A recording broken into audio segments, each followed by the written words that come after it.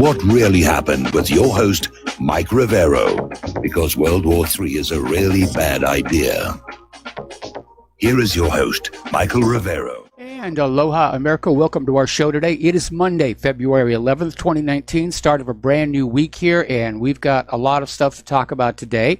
Phone lines are open, 800-313-9443. Mike is in our control room ready to answer the phone, get you on the air with your comments, questions, and observations. And before we get into the news, I wanted to acknowledge that I got a lot, more than a few emails over the weekend about this monstrous storm that we had out here, and a lot of people were very concerned, and it was a pretty rough storm, but it was mostly hitting the north-facing sides of the islands, and they had 60-foot waves up at Aiea, and huge winds in some places. In fact, they recorded a record wind burst of 191 miles an hour up at Mauna Kea, where all the observatories are. And the storm brought a lot of snow to the state. And in fact, it's thought that it's the lowest slow elevation in the state's history. So it was a pretty intense little storm. That being said, where Claire and I were, we didn't get that much. Yeah, we got some wind, we got some rain, we did have a couple of blackouts, but not like some of these other people. But again, thanks for everybody who emailed in their concern, and but we're in good shape. We're in really, really good shape. Okay, let's get into the news here, and we are going to start, of course, with Venezuela, where Senator Marco Rubio is out there literally telling the people of Venezuela that they have two choices. They can overthrow their government or they can starve. And it's becoming very obvious what a warmongering country the United States has become, and how utterly ruthless and a callous disregard for human life, and apparently a complete lack of concern for how the rest of the world thinks about us. Because, early in this pattern of regime change, they would go to great lengths to hide it, to make it look like it was an organic grassroots movement that was taking place, like they did in Iran and then in Chile.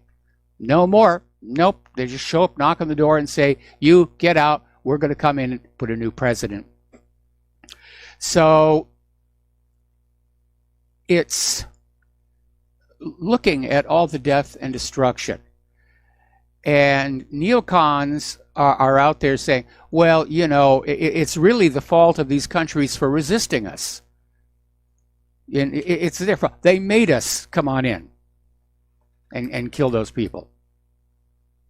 Anyway, now a lot of people are looking at what's going on in Venezuela and thinking that the U.S. may have acted a little too precipitously, that they may have called a little too much attention to what they were doing, and it's drawn the criticism of the world. You have quite a few countries who are saying no more foreign interventions here, and right now you've got Russia, China, Iran, and Turkey are all out there saying no, this we can't do this, and Russia is promising to support Venezuela. So we're going to have another Syria on our hands, or maybe worse.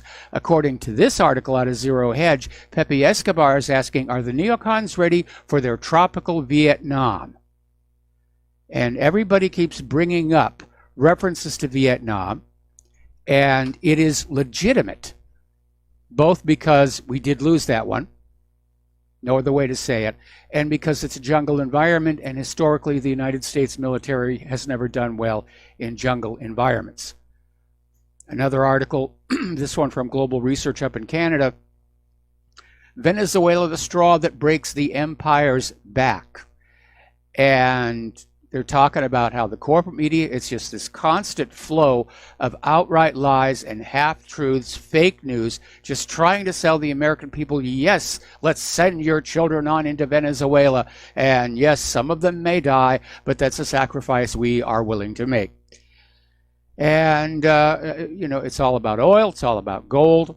And also just because Washington, D.C. Wants control over the South American continent, so they can go back to worrying about Russia, China, and Iran here. Another point of view comes out of this article in Zero Hedge. Venezuela is an opportunity for Russia and China to change the world. Now, nothing better illustrates Washington's true opposition to democracy and self-determination than what they're doing down in Venezuela, where they go on in, they take this mid-level opposition figure, and he's anointed the new president of Venezuela. And the United States says, yes, up here in exceptional stand, we think he should be the president. Now, Washington's been trying to overthrow the Venezuelan government for years. We've been talking about it. Actually, it's more like decades. And Washington wants the state-owned oil company to be privatized so it can fall into the hands of U.S. oil corporations. That would ensure Washington's control over Venezuela. Transferring the wealth out of the country would prevent any economic development from inside the country. Every aspect of the economy would end up in the hands of U.S. corporations. The exploitation would be ruthless and brutal, as it has been in all of those other regime-changed countries, Iraq, Libya, Afghanistan, and so forth. Now, the Venezuelans understand this. They're very well educated down there. They understand global geopolitics. And they've seen what the United States has done to all these other countries, whether it was Iran or Chile or any of them. And that is why the United States is having a less than a sterling success in trying to get the Venezuelan people or the military to desert Maduro. They understand, as bad as things are with Maduro, if Maduro goes, things will get worse, because that is what always happens in the wake of a U.S.-backed regime change. Look at Ukraine as one example here. We're going to do a shout out now to our on-air affiliates who are just now rejoining our network. We're talking about affairs in Venezuela. And yet another pessimistic view of what's going on is coming out of FARS News, saying that Washington's perilous regime change in Venezuela won't work out as planned. And it's a destructive path. And it's going to be another humanitarian disaster. And it could be another geopolitical disaster like Afghanistan. They're having to admit they failed there. And at some point, they're going to have to look in a mirror and say, we failed in Syria. So why, oh, why, when your batting average is that low, would you be getting ready to go into Venezuela and anger China and Russia? Okay, let's take a phone call from Ken in Michigan. Aloha, Ken. Welcome to the show. What's on your mind? Aloha, Mike. Listen, when you were saying about the troops going into Venezuela, it reminds me of the movie Shrek, when Lord Farquaad was talking to his knights about going on a quest. Some of you may die, but that's a choice I'm willing to make. Yeah, that's why I got the line. I stole it outright. I admit it. Yeah, when you said it, I'm like, that sounds awfully familiar. Yes. But that's all I have. Yeah, but it perfectly expresses the attitude of our leadership. You know, we're going to start this war. We're going to go grab the Venezuela's oil for U.S. oil corporations, and some of you are going to get killed, but hey, those are the breaks. You know, we've run it out on a spreadsheet. We see it as worth the cost. Oh, absolutely. And that whole movie pretty much explains the United States government. Yeah. Anyway, I mean, that's all I had, there's a lot of very subtle political commentary in there. Aloha. You have a great one. All right. Thanks an awful lot. We're going to let you go. Now, interestingly enough, in an exclusive interview with Claudia Salerno Caldera, the Venezuelan ambassador to the European Union, a Deutsche Welle reporter asked how long she imagined the embattled Venezuelan president Maduro could hold on to his position. She responded, 6 years, I hope, because that is what the people voted for. So, Maduro is now asking OPEC to denounce the U.S. sanctions on Venezuela. And the U.S. is continuing to try and pile more and more pressure on Venezuela. And Total CEO Patrick Pouyanné expressed his belief on Monday the French oil corporation could continue functioning in crisis toward Venezuela despite sanctions imposed by Washington. He added that Total will analyze the situation before reaching a decision. The United States has announced they're going to start cracking down on OPEC for whatever reason. And it really is all coming down to all these sanctions. And the United States is out there saying, you're trying to evade our sanctions. It's showing a lack of respect. Like respect the throne, respect the crown. How dare you? Well, we're still a planet of, for the most part, independent nations. And the governments of those independent nations have to make decisions based on what is best for them.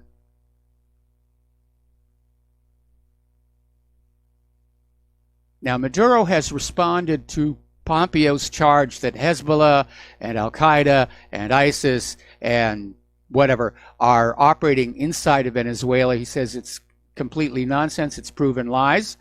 And he says we do not have any political relations with the Hezbollah political party. He says there are many Lebanese living in Venezuela, but they're just, living their lives and going about their business. Pompeo's allegation had also hinted at Iranian connections. Ooh, Iran is down. See, we just have to invade Venezuela because all the bad guys are down there. Now, this did not happen overnight.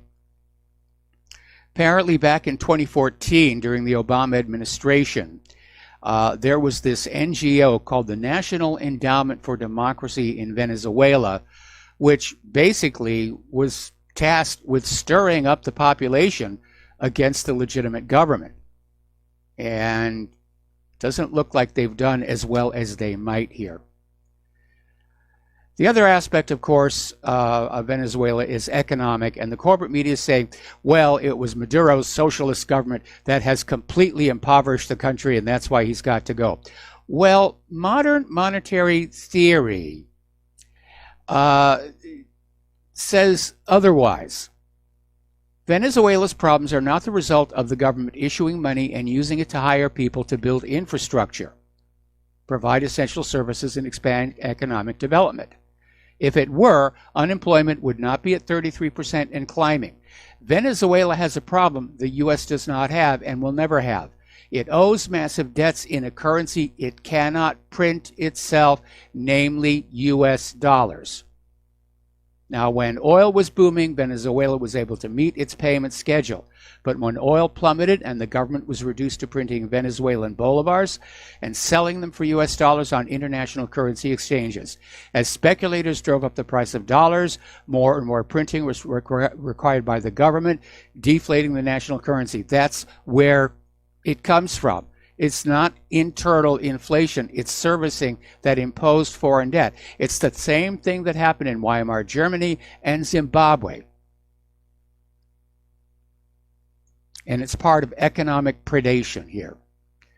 Now, just to give you an idea of the stunning hypocrisy of the U.S. government, the U.S. is out there lamenting, oh, human rights in Venezuela. Oh, my goodness, it's so terrible. We have to go on in and make sure their human rights are protected. Meanwhile, right next door, U.S. allied Colombia is descending into this drug-fueled humanitarian crisis. So it's another reminder that expressing concern about the people of Venezuela, it's just window dressing. It's all about the oil. It's all about the gold. It's all about controlling what currency the oil is sold for. It's all about plundering another country.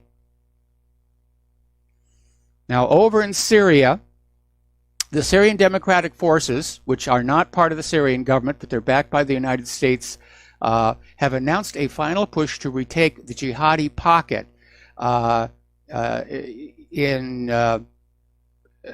against ISIS here in eastern Syria. And they claim they're clearing the last Daesh village in Syria from the terrorists. And this is the village of Baghouz. Well, okay, if the terrorists are gone, then why is the United States still staying there? All right, let's take another phone call here. This one from Joe in California. Aloha, Joe. Welcome to the show. What's on your mind? Aloha, Mike. This corporate media is so evil. They continue to put out these lies that the government has created. You know, I watched a program by John Pilger. It was a documentary about how the media dropped the ball, of course, in the run up to the Iraq War in 2003, and he was interviewing one of these British journalists, and the British journalist insisted, "We'll do better next time." Well, what have we seen since then? The same lies. Yes. So they'll never change, the corporate media. Please, people, do not believe anything, as you, Mike, have always said. Don't believe anything that comes out of the mouths of these people. Mike, I wanted to ask you. You mentioned the drug situation in Colombia. Yes. Have you followed or have you read about the Jeffrey McDonald case back in 1970? Oh boy, that is a while ago. No, I'm not familiar with that one. Okay, that was the case where he was a doctor and he was accused of killing his wife and his two children, and he claimed that it was a group of hippies that did it. I just want to say this, the connection with the drugs. Ted Gunderson, the late FBI agent, actually investigated this on behalf of McDonald. He says that McDonald didn't do it, and there was a drug connection between the hippies because they sold the drugs that were coming in from Vietnam that were planted in the body cavities of the dead soldiers. And he said the reason why the feds, the FBI, they insisted to put the blame on McDonald was if they did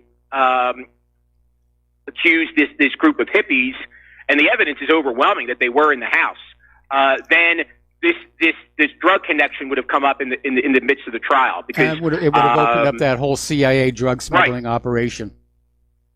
Right. So I just wanted to ask you if you had heard of that case. I mean, actually, they did an NBC movie. It was Fatal Vision.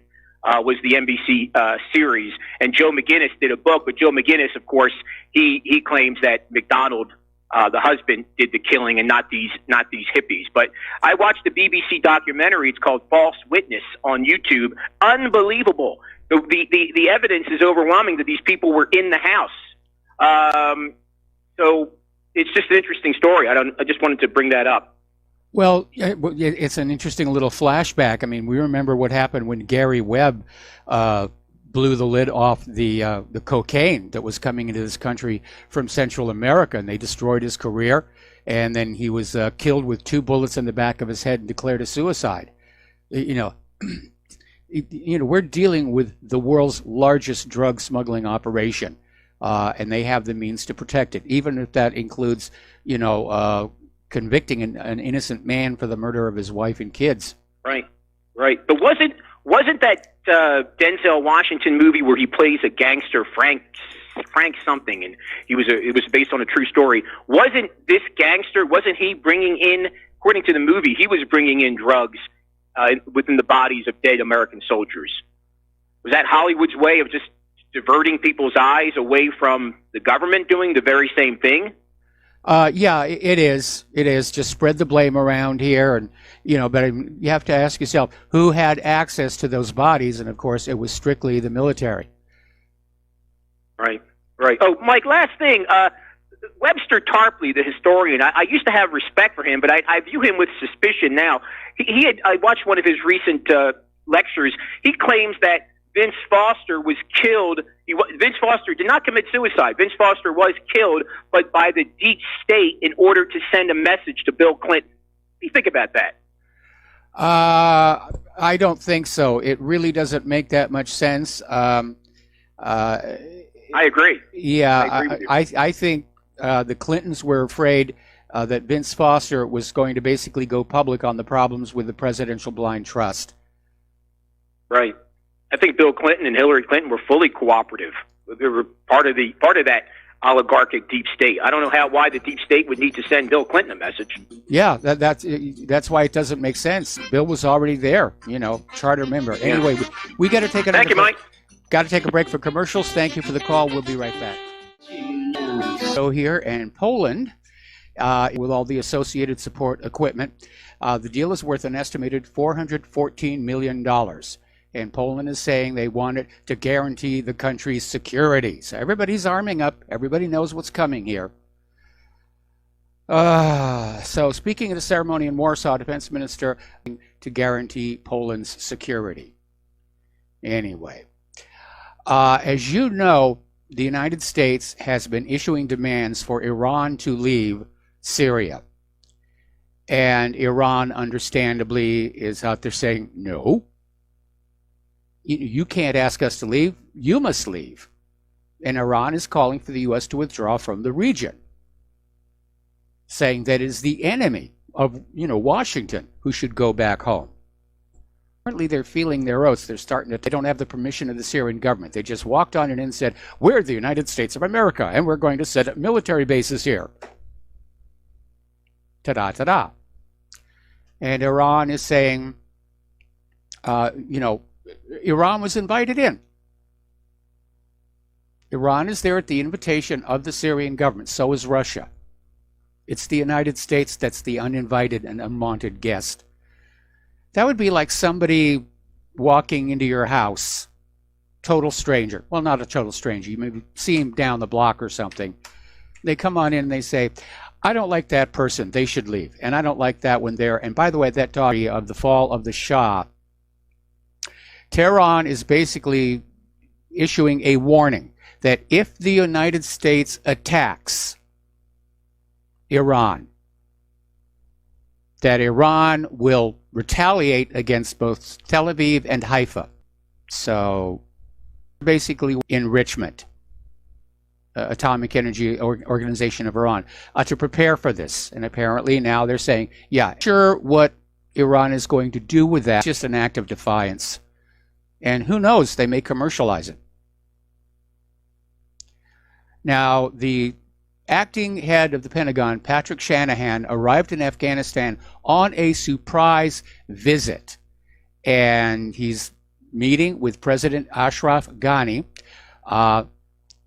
who's the installed U.S. puppet ruler, and who is not part of the talks going on between U.S. and Taliban officials, which everybody is hoping is going to bring a breakthrough in the grinding 17-year conflict. And I can imagine what they're saying around that negotiating table, that the U.S. doesn't have to admit that they lost. They can retire with dignity. Oh, and by the way, we still want that pipeline at the discounted rate.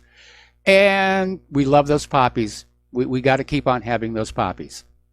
That's really what it's going to come on down. Has awarded BDS activists for their courage.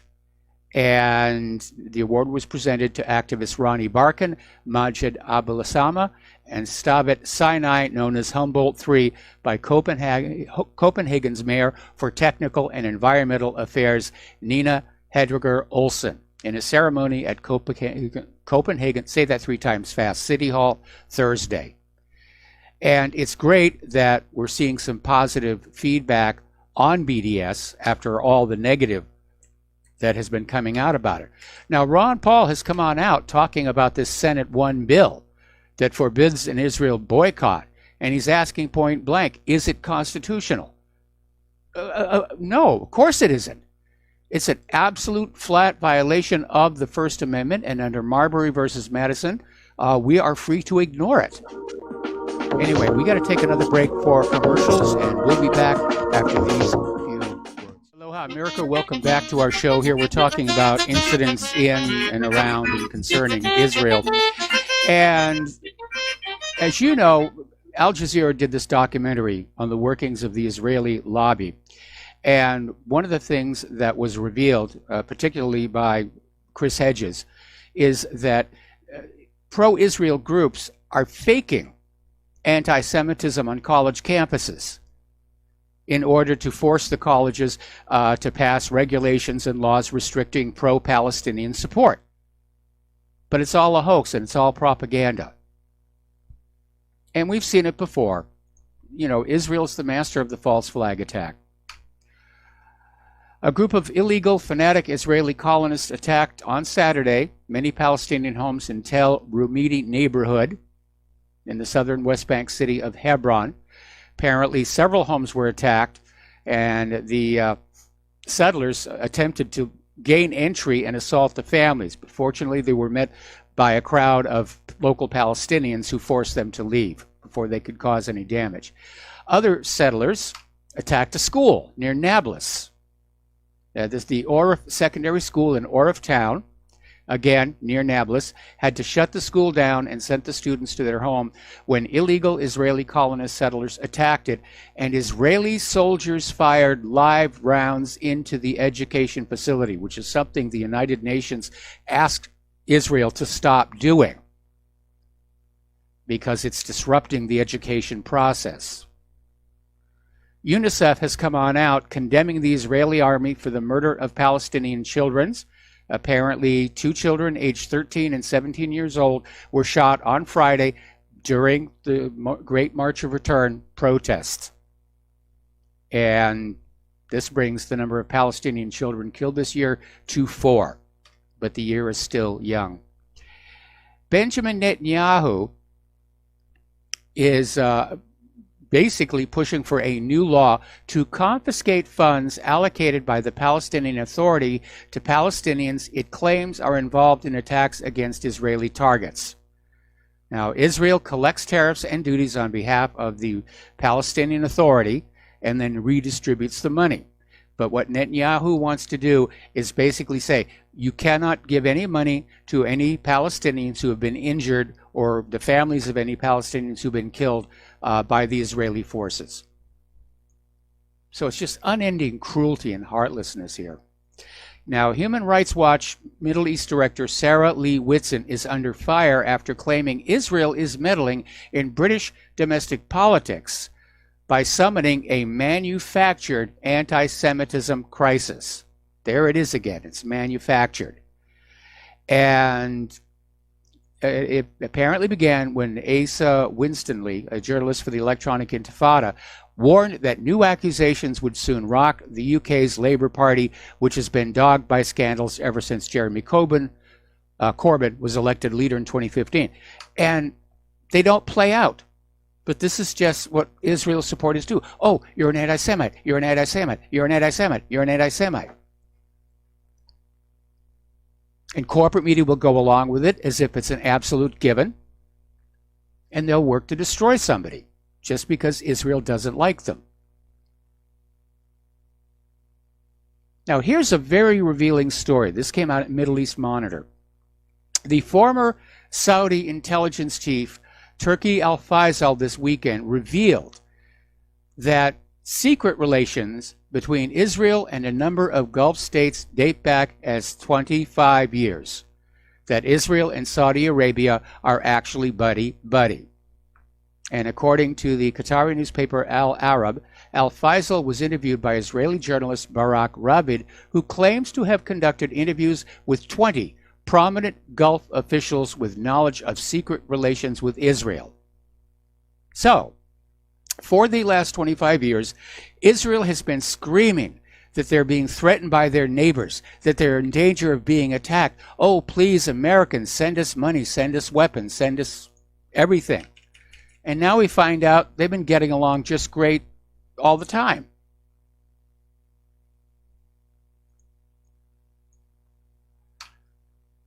Now, we're hearing two competing stories regarding Netanyahu's indictments. We're supposed to be hearing a decision about the indictments being brought down this week. On one hand, you have Netanyahu hiring more lawyers. And then on the other, you've got insiders saying that Netanyahu may be forced to accept a plea deal and resign, that he will step down as prime minister, the indictments will go away. So it's two competing points of view. We'll see which one actually works out. Over in France, the Yellow Vest protests are continuing. They're huge. More than 1,000 arrested, hundreds of wounded. Apparently some people were killed. The corporate media was saying, oh, it's just a few protesters. The numbers are going down. This is going away. Go over to Twitter and look for the videos. Hashtag Yellow Vest. Look for the videos, and you will see this thing is still huge. This was across all of France. All of the major cities, the Yellow Vests were out there. Moving out a little bit further to the east, the United States is out there saying China is preparing for World War III. Well, these days everybody is.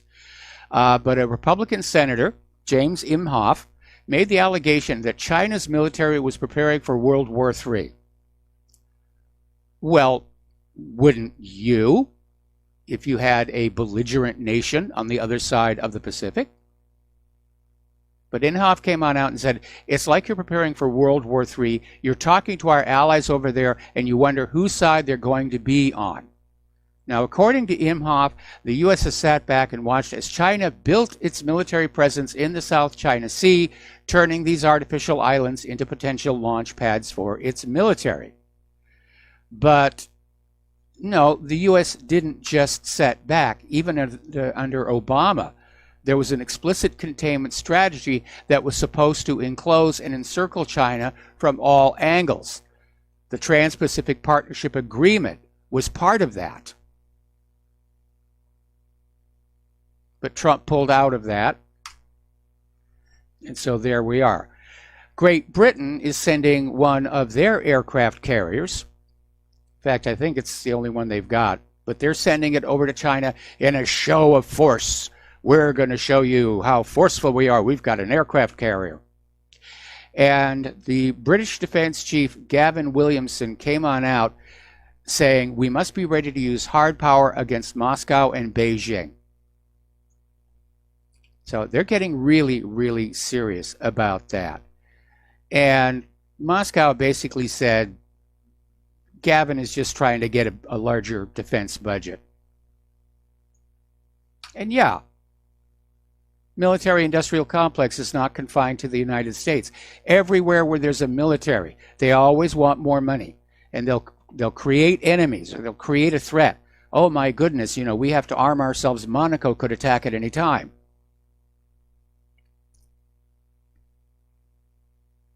Now, China is angered because 2 U.S. warships once again have entered the South China Sea. They did so without China's permission. The warships sailed near the islands on the same day that China resumed trade talks with Washington. Now, that strikes me as being not a particularly smart thing to do if you want China to be agreeable at the negotiating table, or somebody in the Pentagon trying to make sure that the trade war goes on. It's a little bit weird. All right, we're going to take a phone call. Peter in Los Angeles, aloha. Welcome to the show. What's on your mind? Hey, Mike, just wanted to make a quick point here about the revelations that the Saudi, and not only Saudi but other intelligence agencies, have been partnering with the Israelis for over a quarter of a century, which takes them back, of course, to the early 90s.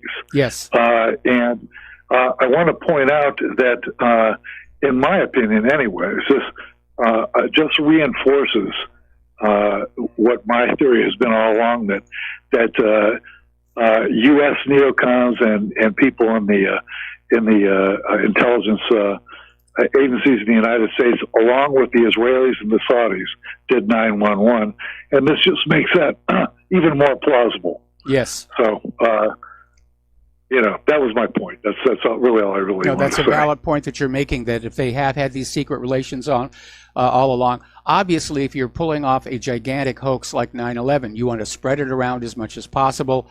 And Mike, if you were going to get a get out of jail free card, like everybody knows, all the Saudis got exfiltrated out of the United States by the Bush administration. Yes. And just like Khashoggi has been given right now, the Khashoggi murder has been given a free pass, really. And the Israelis, of course, the dancing Israelis, the art students, all the people involved in what looks like the logistic support of the hijackers that were Israelis, they were whisked out, and no charges on them. Yep. Again, because they give so much money, they own both these people, but especially, I mean, as bad as the Saudis are, they're like the retarded younger brother of the Israeli influence on Congress. But there's never any ramifications ever. So, yeah. Yeah. It's a mess. It is a huge mess, and it's going to. I I really do think that unless there is a collapse of the United States government, that we are going to wind up in a full-on global shooting World War III. And that's a depressing thought. It's hard to get away from that, Mike. Really. Yeah. It really is. We've got people that are controlling our foreign policy that aren't even Americans, and if they are Americans, they don't have our interests at heart. They have Israel's, and we're going to be in a shooting war, and I don't know how we get out of it, but there we go. All right. Well, thank you very much for the phone call. We're going to let you go here. Get on back to our news. I have been paying special attention to the latest and not really greatest weapons coming out of the military-industrial complex in the context of how much they cost with an economy that can't support that kind of spending, and poor quality, which calls into question whether they're really going to be effective if we go up against a military peer. Now, the United States military is really good at whooping on some small little Middle Eastern nation that can't really fight back. But when you're talking about going up against Russia and China, or both of them put together, it's a different story. And we've been talking about all the problems with the F-22, the F-35, the Gerald R. Ford, all kinds of problems there. Insiders are saying it may never actually be usable in combat. It may turn it into a training vessel. The Freedom and Independence class littoral combat ships, so many problems. They're just going to scrap them and start over from beginning. Just huge waste of money. And now we come to the latest whiz-bang toy, the Zumwalt Stealth Destroyer, which is very expensive and doesn't really seem to have a clear mission. Now, in the past, weapons platforms were tailored to a specific mission. Interdiction, littoral combat, anti-submarine, anti-air, ground assault, whatever. But one of the problems is that the ship, they lack ammunition for their guns. That contract was canceled because the ammo was special high-tech ammo was too expensive. It lacks anti-ship missiles. It lacks anti-submarine torpedoes and long-range area air defense missiles. So with the third of these ships getting ready to launch and the second one about to be christened, the Navy has finally decided that the job of the Zumwalt will be surface strike, in other words, hunting down other ships. Now, to me, that shows utter chaos in the early conceptual planning of this platform. That they just said, let's just put this thing together, we'll spend a lot of money, we'll put it together, it'll be cool, and we'll figure out what we're going to do with it later.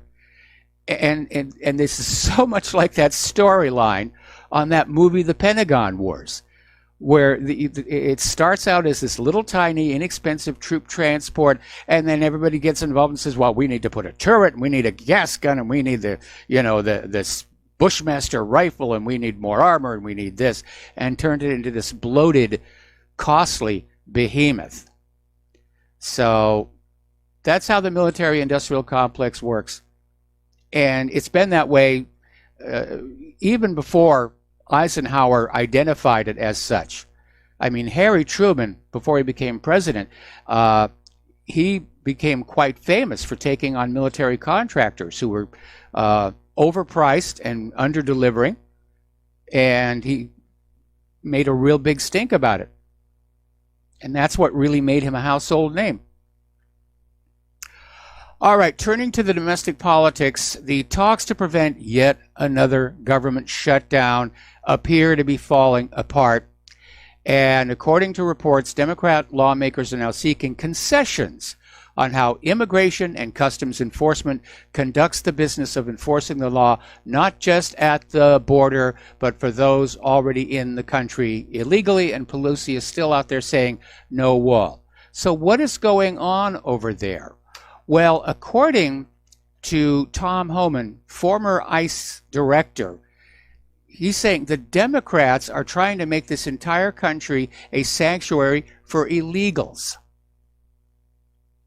They want ICE to go away or to be so hamstrung they can't possibly do anything.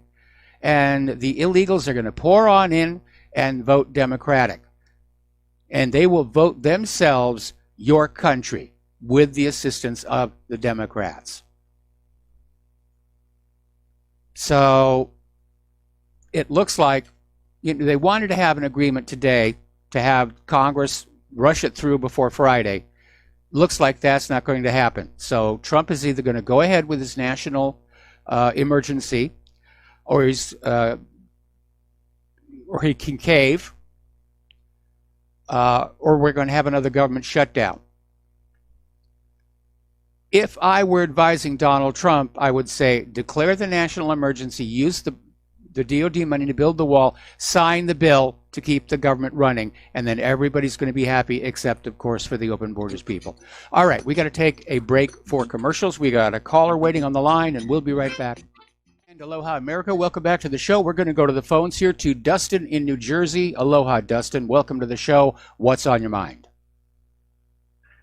Mike, I wanted to start with Trump first. If he doesn't do anything with this shutdown or national, then it's finished, because he has nothing else. There's nothing else that he's done that's completed, right? Yeah. No infrastructure, no nothing, And then, Mike, I wanted to talk about, remember in the speech he said, this country will never be socialist? But we kind of are already, right? In order to get around and move around, you need a car, and you need car insurance. Well, that's kind of like socialism. Everybody puts into the kitty, right? And if you get in an accident, but also, Mike, didn't he give the bailout to the farmers to bail them out for the sanctions he put against China, which he created in the first place? Him and his. It blows my mind just how, I know what he, like full socialism and stuff, but some parts of socialism is not bad. That's the way most of Europe operates. I mean, they're considered socialist countries, but they're not like hardcore communists the way the Soviet Union was. There's still individual liberty, and, if you're willing to work hard, you can improve your standard of living. You're not just held down by this mandated equality. Yeah, definitely fascist we are, because, more because of the bailout of Wall Street and the bankers. Yes. We got the bill. And to this day, I still say, Mike, where is the tax breaks for the regular common American who don't have stock portfolios? They didn't. You know what happen. I mean? They didn't happen. I don't think they ever will. I really don't. I don't think these people look at the world at us like that anymore. But Mike, I want to switch gears to Venezuela. Did you talk about there was some pictures posted of they're moving some S-125, which I would too, anti-aircraft missile batteries around and their launchers. And also they brought out the S-300VN unit on an Air Force base. So they're moving stuff around, but I still don't think there's going to be an invasion per se. It'll more and be like an internal type of I really think that America would not put up with another full-on frontal war going into yet another jungle. But the possibility of a decap strike or of finding somebody already within Venezuela to arm. Remember that cache of weapons that was discovered flown in from Miami. And Maduro, of course, is convinced that all of these trucks with U.S. humanitarian aid are actually weapons and ammunition. And then I want to switch to China, Mike, with the South China Sea. That's all about the Belt and the Road, because what we're trying to do now, but it's too late, is try to constrain. Oh, sorry. Okay, Stanley. And aloha, America. Welcome back to our show here. We're talking with Dustin in New Jersey. We're talking about China. We're talking about all this stink face that's going on. And basically, the United States wants to control the entire Pacific Ocean. And they want to contain China.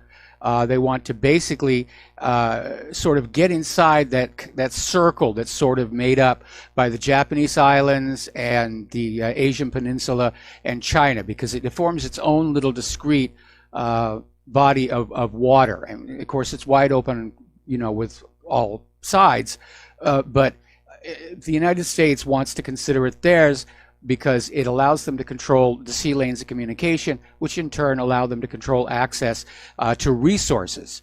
And that's really where a lot of that is going to go. And of course, to control access to markets.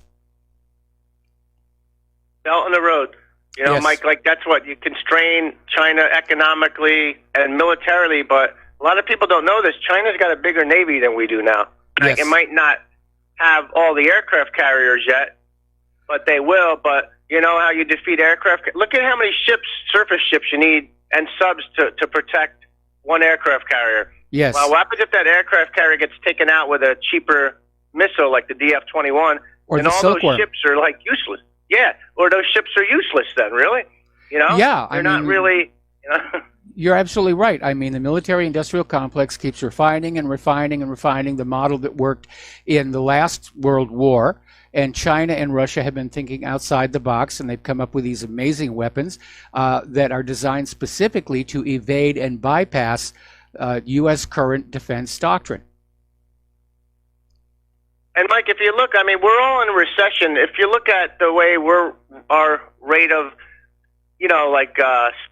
going in terms of economic, we're only, I mean, I don't think we're really going at all, but they say 2%. But the Chinese are like 7%.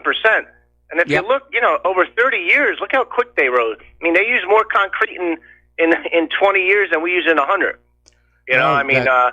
That Three Gorges Dam is just an amazing piece of engineering. It's just you're not going to stop them.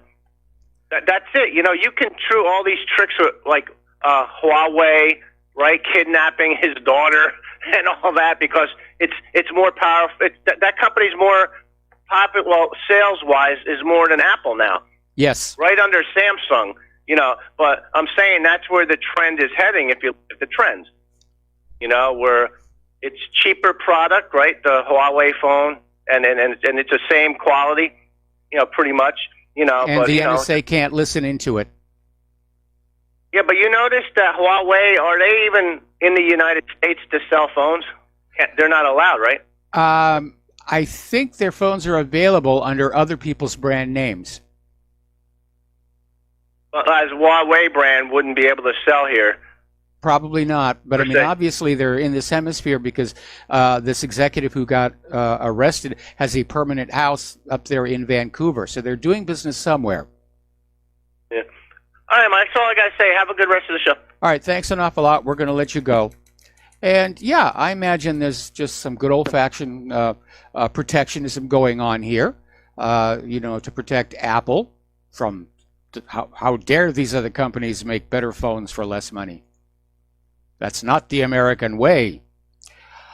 Getting on back to domestic politics here, a new poll conducted by Optimus shows that the addition of Howard Schultz, he's the CEO of Starbucks, and he's thinking about running as an independent, and he could throw the election into disarray by drawing voters away from the Democratic candidates. So the poll ran head-to-head numbers against 4 major Democrat candidates, and in each scenario, Schultz pulled support away from the party to aid the president. And basically, Trump was leading everybody except Joe Biden, and that was by a narrow margin. And I imagine as we get closer to the election and Biden looks like a viable candidate, they'll be replaying all those creepy little child video things. And he does look really kind of creepy. Down in Texas, Representative Al Green wants to bring an impeachment vote against President Trump because of Governor Ralph Northam's past bigotry. I mean, that is how desperate they are to get Trump. Northam, by the way, happens to be a Democrat. But that's it. Democrat Al Green is saying impeach Trump for Ralph Northam's past bigotry. I'm looking over there at Capitol Hill, and to me, I almost get this image of a bunch of crazed rabid weasels scratching at each other. There's no more dignity left in that building here. Northam himself says he refuses to resign. He said Virginia needs someone that can heal. And again, on this issue of the blackface, it happened so long ago at a time when it wasn't considered that socially upsetting. But he then went on to make a huge, huge gaffe by referring to African slaves as indentured servants from Africa. And interviewer Gail King interrupted him and said, no, we're talking about slavery here. So that was a big, big goof. All right, we're going to do a shout out now to our on-air affiliates who are just now rejoining the network. And this issue of blackness, it's getting, again, it's gone from irrelevant to absurd. And apparently Senator Kamala Harris, who's throwing her hat into the ring for 2020, confronted critics who have questioned her black heritage. Now, she does have black roots. The question is she black enough? I mean, that's literally what the critics are saying. Yeah, she's black, but she's not black enough. Boy, Martin Luther King lived and died in vain. We don't see the color of each other's character anymore. We're just looking for skin tone. Anyway, apparently her critics are upset that she chose to marry a white guy.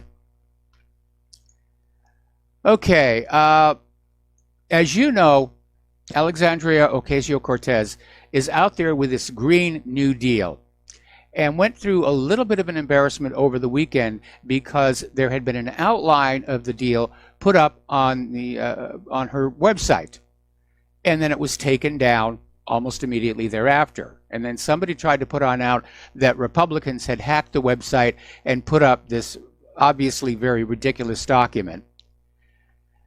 But Ocasio-Cortez later said, no, this was a draft version that got uploaded. We have other draft versions. They're not ready to go. And that's what happened there. Now, this prompted Kurt Schlichter to come on out with an article over in townhall.com saying, how about a red, white, and blue New Deal?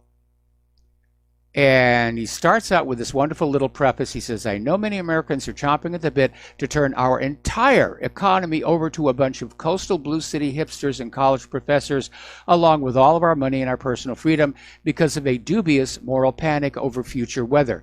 But I'd like to suggest a better idea. I call it the Red, White, and Blue New Deal. It's a little different from the proposed Green New Deal that seems to benefit only virtue-signaling limo libs, crony capitalists, and aspiring commissars. The Red, White, and Blue New Deal would instead be directed at benefiting normal Americans. You know, those people who built our country, feed it, fuel it, and defend it. People like you and me. So here it is, all of it. Support your own darn self and leave me the heck alone. That's his Red, White, and Blue New Deal. Well, it's certainly going to be simplifying the bureaucracy to implement that one here. It's sort of what life was like back in the 1950s here. Okay, now Senator Amy Klobuchar has thrown her hat into the ring on 2020, and she was campaigning on global warming, which was a bit unfortunate because her speech was taking place in a blizzard in freezing near whiteout conditions up in Minnesota. And Trump, needless to say, couldn't resist poking fun at her on Twitter, saying she looked like a snow woman or a snow whatever gender it thinks it is. Story from Flopping Aces, and basically reminding us all that Russian dossier, the P dossier, was concocted to frame Trump, put all the media attention on him, and conceal the Clinton DNC Russian collusion, especially Uranium One. Just, we'll come up with this sensational tabloid accusation about the president, and nobody will be paying attention to where the real dirt was. But Christopher Steele was paid by the Clinton campaign and the DNC. He, in turn, paid Kremlin operatives for dirt on Trump, or maybe they just made it up because none of it's been confirmed. Steele shopped the dossier to numerous journalists in the summer of 2016, and he never actually went to Russia for any of the information that he claimed to be getting. Michael Isikoff wrote the Yahoo article based on the information fed to him by Steele. Sid Blumenthal fed information to Christopher Steele via Bruce Orr at the Obama State Department, and Alexander Downer is now tied directly to the Clintons.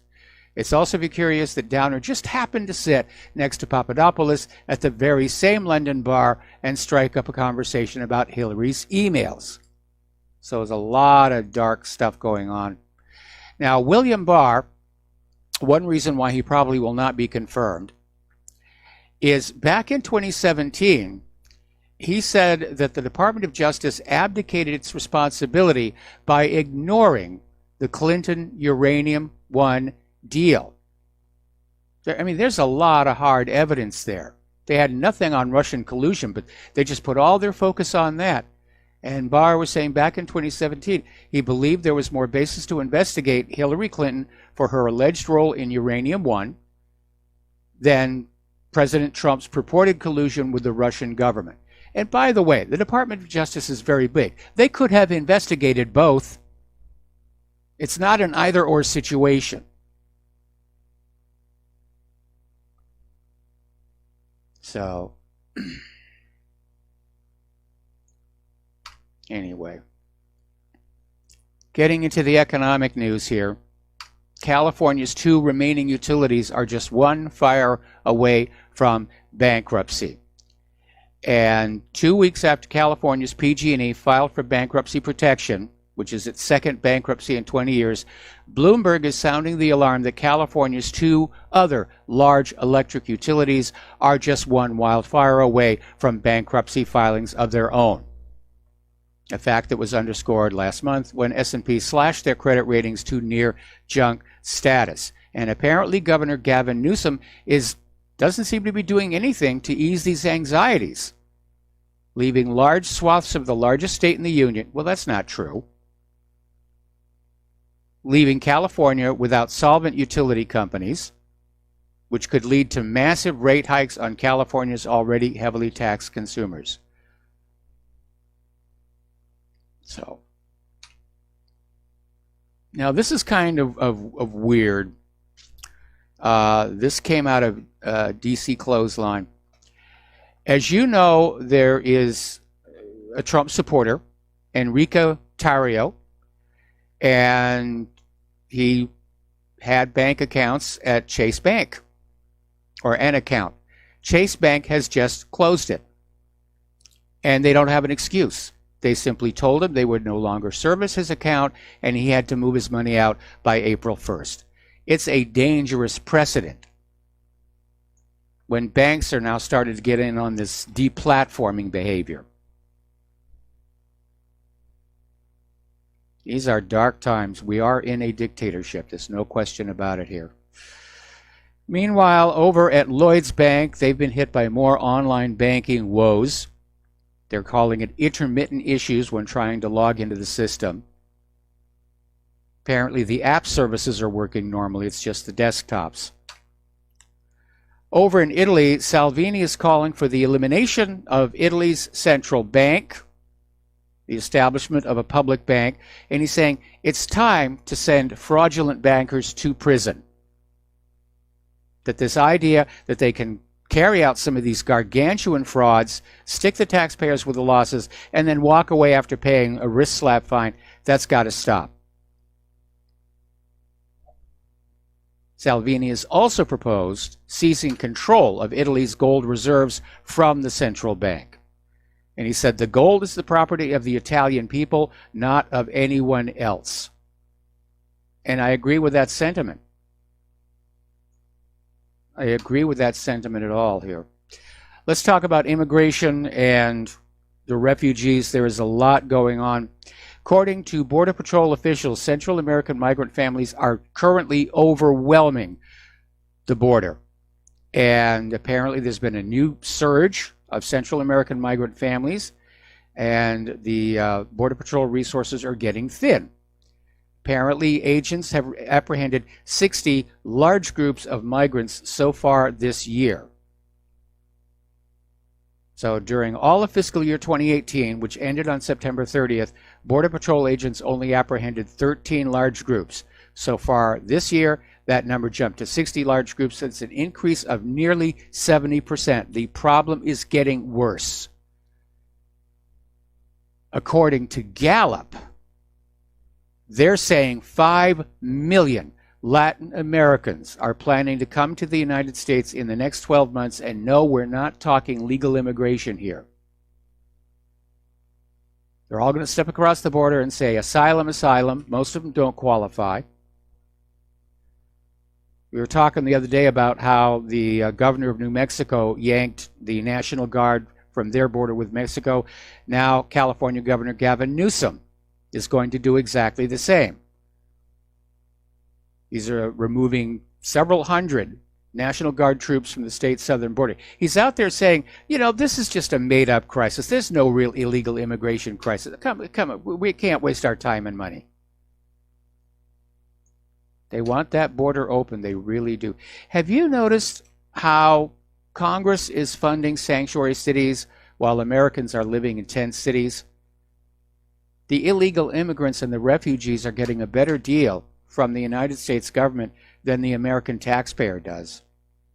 Now, a little bit of good news, a little bit of a small victory. A federal judge ruled Friday that she is not going to block the citizenship question on the 2020 census, supposedly on privacy grounds. But she said it could go forward. U.S. District Judge Dabney Friedrich declined to issue an injunction requested by a privacy and civil liberties group, the Electronic Privacy Information Center. And the group argued that the Census Bureau was required to complete a privacy impact assessment before Commerce Secretary Wilbur Ross announced the addition of the question. Now, there are two sides to this issue. One is, I think we have to have a means to identify the citizenship of people who are in this country in order to clean up our election system and to basically deal with the fact that some of these people need to be sent back home. The other side of the issue is that if you read the Constitution, the census is authorized only to take account of how many people are in the various congressional districts or in the state in order to draw the congressional districts. And that's its only other purpose. It has no other constitutionally mandated purpose. Now, do you remember Brian Colfage? He was the Purple Heart triple amputee who secured $20 million in GoFundMe donations to build the wall. Apparently was down at the Tucson International Airport, and the TSA just gave him a real good going over, grabbing up in his groin and up in his arm. I mean, what do they think they're going to find there? But I have a feeling there was a little bit of vindictive. I mean, the guy's a veteran. He's obviously crippled. He's not a threat to the airplane here. All right, we're going to take another break here for commercials, and we'll be back after these few words. And aloha, America. Welcome back to our show here. And if you would like to help out RBN, and they do need your help, the postal address to send a check, money order, or if you prefer anonymity cash, is Republic Broadcasting Network, 2251 Double Creek Drive, number 302, Round Rock, Texas, 78664. The phone number to make a credit or debit card donation or to pledge to be a recurring subscriber is 800-724-2719, extension 1 during business hours, extension 3 at all other times. So getting on back to the news here, we're talking about immigration and globalism and so forth. Over in Hungary, I imagine right now Brussels is viewing Hungary with great alarm because nationalism and populism are very much on the rise there. And Hungarian Foreign Minister Peter, and I'm going to botch this up,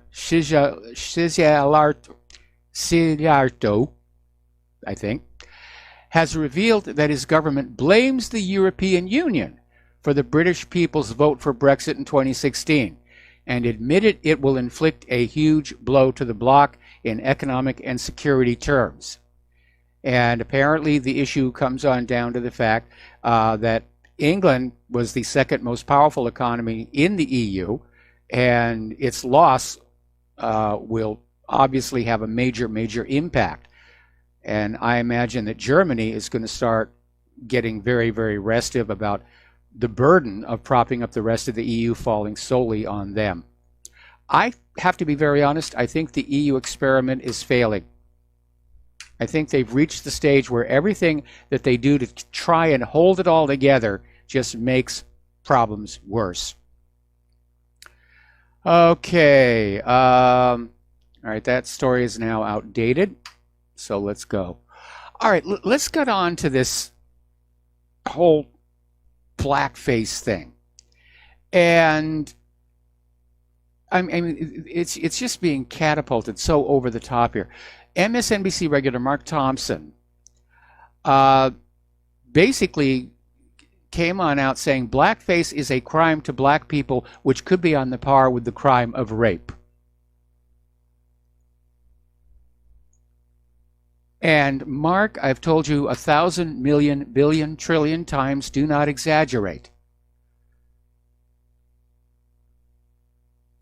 And I'm very alarmed that we're being conditized on so many levels, whether it's the blackface thing or LGBTQ issues or the rest of it. What's going on that we are not being told by the corporate media? And of course, in the independent media, we're trying to dig it out, trying to find out what's going on. But it's, I mean, when I turned on Fox News this morning, they had this little human interest story about 6-year-old kid always wanted to be a police officer. And so they had him all doled up in a police officer's uniform, and he had his own badge. And I don't think they gave him a gun, but I guess he says he identifies with being 26 years old. Over here in Hawaii, they're getting ready to do a bill that will increase the smoking age to 100. I'm not kidding you. It's not going to be immediate. It's going to be gradual. If the bill passes, the smoking age will go up first to 20, then the following year to 30, then the following year to 40, then the following year to 50, and so forth, maxing out at 100. Of course, long before then, tobacco products will be gone because there won't be enough customers to keep the businesses going out here on this little rock in the middle of the ocean here. Over in Arizona, one of their Republican lawmakers wants to declare porn a public health crisis, talking about porn's toxic effect on human behavior. And so he's introduced this bill that would declare pornography a public health crisis. I wish somebody would take a look at prescription psychiatric medication for its toxic effect on human behavior. By the way, out here in Hawaii, they've got another bill that they're working on that would impose a porn license. You're literally going to have to buy a license from the state of Hawaii, prove your age, pay a fee, of course, and then apparently there will be some locks on the internet system that will allow you to look at whatever it is you want to look at. But the state government, they get the piece of the action, There's too much free porn out there. We got to make money off of this somehow. Over in New York, Andrew Cuomo is still trying to defend his radical abortion law. He's out there saying, well, it doesn't run up to my religious beliefs. I was educated in religious schools. I'm a former altar boy. But he says, my Roman Catholic views are my personal values. The decisions I choose to make are based on, my personal moral and religious beliefs. But my oath of office is to the Constitution and the United States and the state of New York, and not the Catholic Church. So he's still trying to recover from that one. We'll be right back. Aloha, America. Welcome back to our show. We're going to go to the phones here to James in South Carolina. James, aloha. Welcome to the show. What's on your mind? I got a question about Fukushima. Yes. Can you notice the death of sea life around Hawaii? I mean, some people say that the whole Northern Pacific is dying. Do you notice that kind of thing? I don't really spend that much time out on the ocean. I don't even do that much beach combing. I mean, Claire and I were going to try and get out with the metal detector last weekend, but that didn't happen. I know that our markets are still full of seafood, which is locally produced. I wouldn't eat any of it. But in any event, it cannot help but have a negative effect, all that radioactivity. And to say the ocean is dying, how quickly. And by the way, Fukushima isn't the only problem. I mean, there's all kinds of toxic runoff from coastlines, effluvia coming from shipping, things like that. So there are a lot of assaults on the ocean, the big garbage patch. We're not good stewards of planet Earth. I mean, that much is obvious. And it would seem, though, that if the radioactivity keeps dumping in for years, and there doesn't look like there's any stop to it, is there some kind of natural filter that inhibits the hitting the oceans, or do you know anything about that? Unfortunately not. I mean, these isotopes are heavy and they tend to sinter down into the silt, but with enough wave and tide action, they're still going to get slowly moved, up and down the coast and around the borders of the ocean. The real problem, though, is the contamination of fish. Because especially fish that feed on the bottom, like crabs, they'll ingest these particles. Other fish just swimming by will ingest them as well. And the problem is that a tuna that is contaminated off the coast of Fukushima is just as contaminated off the coast of San Diego. And by the way, they have in fact confirmed game fish, food fish taken off of San Diego are carrying radioisotopes traceable back to Fukushima. They say it's really minuscule, it's really small, but I'm one of those people who thinks there's no such thing as a safe level of radiation. It's a mess. I mean, it's the world's worst nuclear disaster, and they can't fix it, is what it comes down to. So the corporate media pretends it doesn't exist. Wouldn't you think if the United Nations was worthwhile, if they could step in and at least make an attempt to do something? I mean, there should be an international attempt to control this some way, but I don't hear anything about it if there is. Well, no, there isn't, because they've run out of ideas. I mean, they thought they could store the water. They thought they could build a processing plant that would clean the water up and leave behind this radioactive muck to be buried. That didn't work. The ice wall didn't work. They've run out of ideas, and at this point, as far as I can tell, they've pretty much quit trying. Well, it looks like to me if you got Nobel Prize winners and everything else, they could have a conclave somewhere and at least come up with doing something would be better than nothing, it seems to me. I'm sure that probably among nuclear physicists and energy people, this is probably cocktail party discussion on a regular basis. And maybe somebody will come up with an idea. But unfortunately, this is not like Chernobyl, where Chernobyl was in the middle of this flat field and they could just build a shield over it to contain it. We're talking about Fukushima is right on the coast of the Pacific Ocean, and the radiation is just pouring on in, and it's even coming out from underneath through the sand on the beach. Okay, well, I got another little quick thing.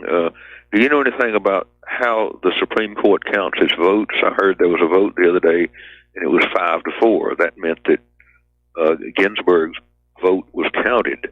Do you have to be present in a room to get your vote counted? Or do you mail it in? Do you know anything about that? The last I heard was that Ginsburg was supposedly working from home, and I know a lot of people are concerned about it. Actually, I thought the Supreme Court was in recess.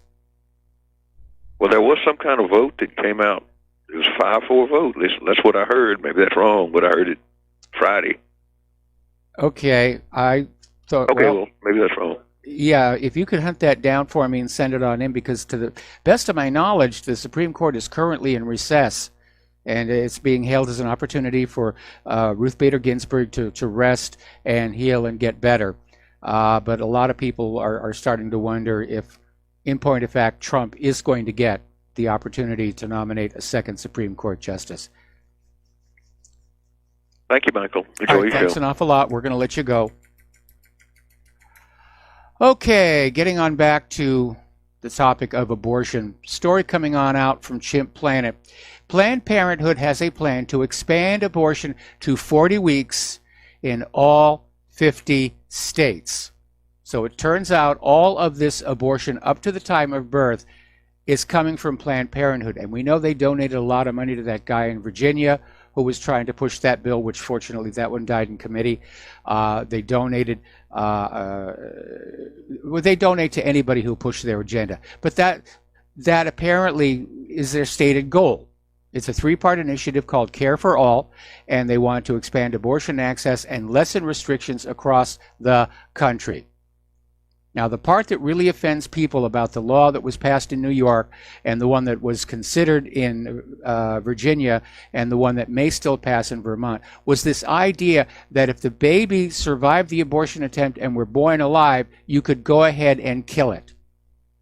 Well, some people are a little bit upset with that, and apparently the GOP is reviving a bill called the Born Alive Survivors Act. Now, Representative Marsha Blackburn is the sponsor of the bill. It was introduced in December 2017. It's been sitting there all this time. And the idea of this bill would be that if a baby survives an attempted abortion and is born alive, it is a person, and killing it would be murder. And on that one, I heartily agree.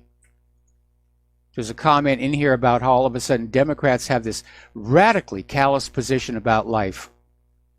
Yeah, they do. All right, we're going to take another phone call. Jim in Chicago, aloha. Welcome to the show. What's on your mind? Michael, you weren't quite sure about the Supreme Court being in session. They were in session last week, and it was a 5-4 decision that went toward the liberals, thanks to John Roberts. It was a case where in Louisiana, they passed a bill, and the bill was where any doctor that does an abortion, they have to be affiliated with a regular hospital. So that went to the Supreme Court, and the Supreme Court stated a doctor does not have to be affiliated with a hospital, and that was 5-4. And the vote, I will have it. John Roberts went with the 4 liberals, so that's why that bill was failed in Louisiana. Okay.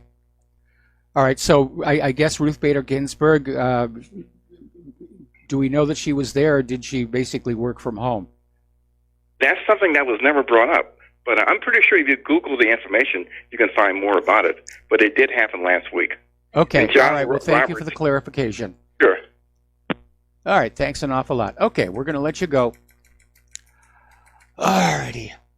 Yeah, one of the other things that I don't like about the New York abortion law is it allows practitioners to do abortions. And it's almost like the Democrats are declaring a genocide on the natural American citizens at the same time illegal immigrants and refugees pour over the border. They're trying to demographically change this country into something that they can more easily control. Because as real Americans, we're a real pain. We think too much. We ask too many questions. All righty. Okay, now, as you know, there's gun control already being pushed in the House of Representatives, and Steve Scalise, who was a shooting survivor, says Representative Doug Collins asked Democrats to let Scalise give testimony before the House Judiciary Committee. They told him no. Now, Scalise has decided to make public the testimony he would have given, testimony that explains why universal background checks will not reduce gun violence or make Americans safer. And the Democrats don't care about making Americans safer, or they wouldn't be passing all these abortion laws. They just want to make themselves safer. Yet another attack on our Second Amendment rights is HB 5700 in Connecticut. State Representative Jillian Gilchrist is basically talking about a 50% tax increase on ammunition. There's another state that wants to pass a law saying you can only have 20 bullets a month. Now that's completely impractical. Certainly for anybody who's fouling bird hunting or just trying to build up their proficiency. 20 bullets a month, that's ridiculous. Alrighty, story coming out of Information Clearinghouse, and it's talking about this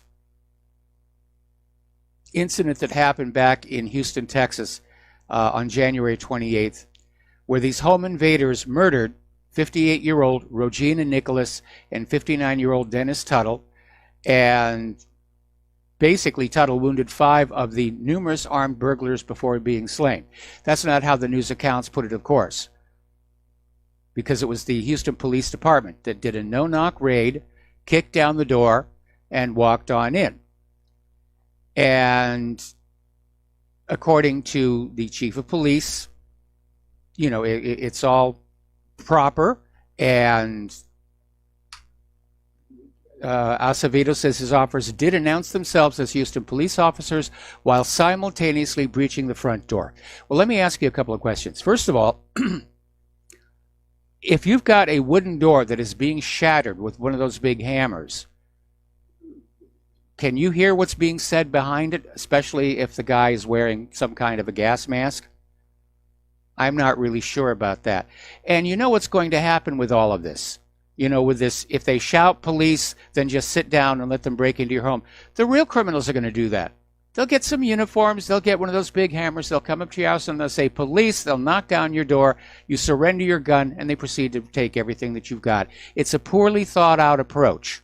We need to go back to a world of due process. Besides which, looking at the age of this couple, why was a no-knock raid needed at all?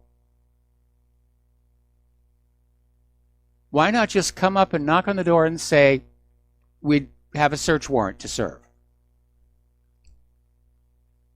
Also in Houston, Texas, apparently there was this homeowner whose home was invaded by 5 home invaders, and he basically drove them off, shot them with an AK-47 with a 30-round clip, validating that law-abiding citizens have a legitimate right and a legitimate need to have such weapons. So he was facing these multiple armed intruders, and both sides were firing. 5 suspects ended up being shot. At least 3 deaths were reported. Remember, they say that when seconds count, police are just minutes away. Dealing with these armed intruders coming into his home, he didn't have time to wait for 911.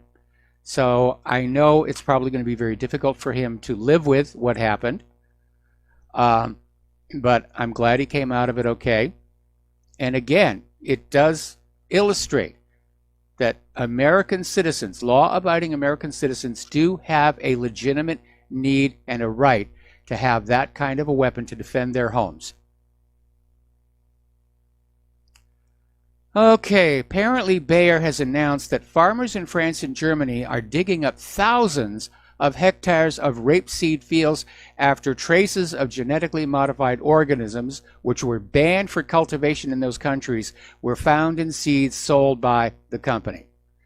Now, was Bayer just being careless or reckless, or are we looking at GMO contamination going global? Because that's always been a big issue. GMO is spreading. It contaminates other plants, including natural native species. That's been a big problem for the Seed Vault project. They've got this big building up above the Arctic Circle, and they have people who go around the world trying to gather seeds or acorns or bulbs of these species in their pure natural form. And occasionally they'll find plants are already contaminated with GMO. Scientists went up into some of the highest mountains in Mexico looking for original maize, which is the original name of corn. That was contaminated. And we still don't know what the long-term effects, the effects of long-term exposure are here. Down at Twitter, apparently they've locked Daily Caller's IEC's account over traumatizing Learn to Code tweet. And apparently this was just tweeting Learn to Code at an unfunny joke made by The Daily Show. Somehow the Daily Show writers thought it was funny to tweet an 8-second clip noting an asymmetrical background when Vice President Pence stood up behind Trump during Tuesday's State of the Union address while White House Speaker Pelosi remained seated. So Twitter's out there. Actually, Twitter is not doing very good. In fact, there's an article on whatreallyhappened.com showing their earnings, their growth. They're in negative growth right now. In fact, Twitter is doing so badly, it no longer reports the number of active users using the system. They may be on their way out because nobody likes censors. Nobody likes dictators and tyrants. Over at Facebook, there's been another little bit of oversensitivity to the liberalism here. Apparently, there is this Alaska Native artist, and he makes and sells objects out of sea otter fur. And the Sealaska Heritage Institute and Republican U.S. Senator Dan Sullivan issued a statement last week urging Facebook to restore the posts by Tlingit artist Robert Miller. Now, Miller's posts advertise a sea otter fur hat for sale that's been removed from the site. The sea otter is legally harvested, and the leather is properly processed. Facebook issued an apology Saturday, but has not yet returned the posts. We got to take a break for commercials, and we'll be right back. Aloha, America. Welcome back to our show here. So, Apple and Google have raised a few eyebrows. In fact, they've drawn some criticism for accepting a Saudi Arabian smartphone app on their platforms, which allow men to track women's movements and stop them from leaving the country. Now, according to Insider, this app, which is named Absher, and it's available at Google's Play Store and Apple's App Store, is a government web service which allows men to specify when and how women can cross Saudi borders and to get close to real-time SMS updates when they travel. And somehow this doesn't seem to be too upsetting to those liberal gatekeepers over there in Silicon Valley here. Now, Russia is getting ready to conduct a test of temporarily disconnecting from the internet. And it's basically a planned experiment to gather insight and provide feedback and modifications to a proposed law introduced in the Russian parliament December of last year. Now, the law mandates that Russian internet providers should ensure the independence of the Russian internet space in the case of foreign aggression. And in addition, Russian telecom firms would also have to install technical means to reroute all Russian internet traffic to exchange points approved of or managed by Roskomnadzor, which is the telecom watchdog. So they're expecting there to be cyber war, along with everything else that's going on here. I mentioned this earlier in the show, but we're getting a confirmation of it now. During the storm that we had over the weekend, we recorded the lowest snow accumulation at 6,200 feet in Poli Poli State Recreation Area, Maui. And yeah, it was cold. I mean, the temperatures were low. We actually had temperatures down in the high 50s, which I know for you people struggling with snow shovels right now is no big deal. But for us here in Hawaii, I mean, we had to like go rummaging around trying to find long pants and jackets that we haven't used in years. The folks at Claire's Church were saying they have never felt it this cold ever in their lives. So it really was cold. And it's still cold. It's getting a little better. But as you can see, I'm in my long pants and I got my jacket out and, you know, just trying to keep from freezing. I'm too acclimated to the tropics here. Anyway, there is a second major Pacific Northwest snowstorm coming in. These poor people are not even going to have time to dig out from the last one. And apparently they've got over a foot of snow in many parts of the Pacific Northwest.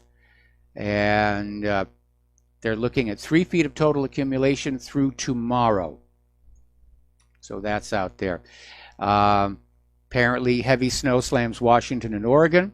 triggering major travel disruptions. This is the biggest snowstorm since February of 2017. And we got to take a break for station identification. We'll be right back. Aloha, America. Welcome back to our show, hour number 3. We're talking about human-caused global warming. Insert ominous music there. The temperature in Canada's Saskatoon has plunged to the lowest in over a century. Broke a 112-year record at minus 34.8 degrees Celsius. Now that is cold. Seattle is having their snowiest February in 70 years, and there's more coming on in. So you've got snow, ice, shivering cold, blasting normally mild cities from Seattle to Las Vegas to San Francisco. Winter weather is sweeping across the U.S.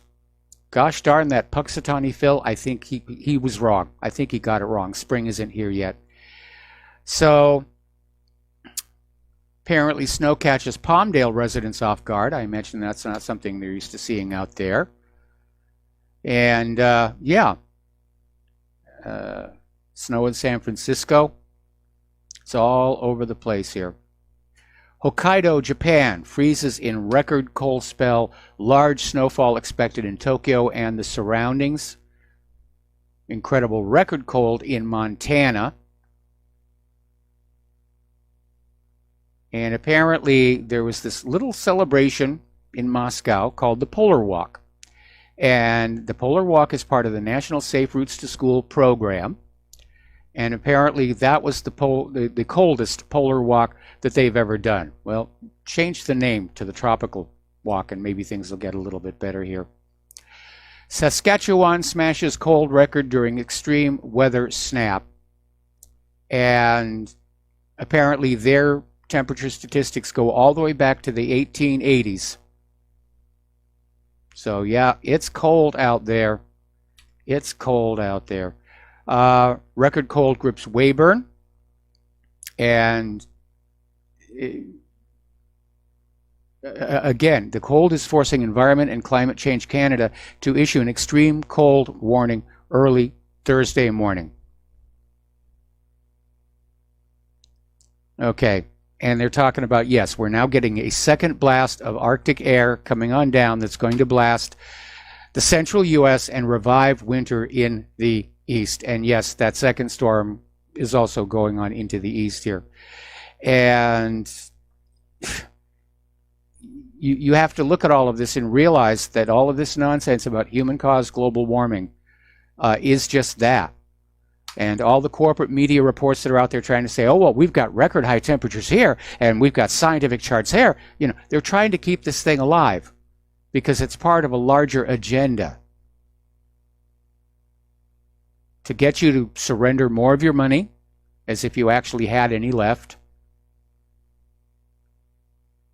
and to submit your freedom to a global environmental authority. That's what this has really been all about. Extracting money and obedience from you.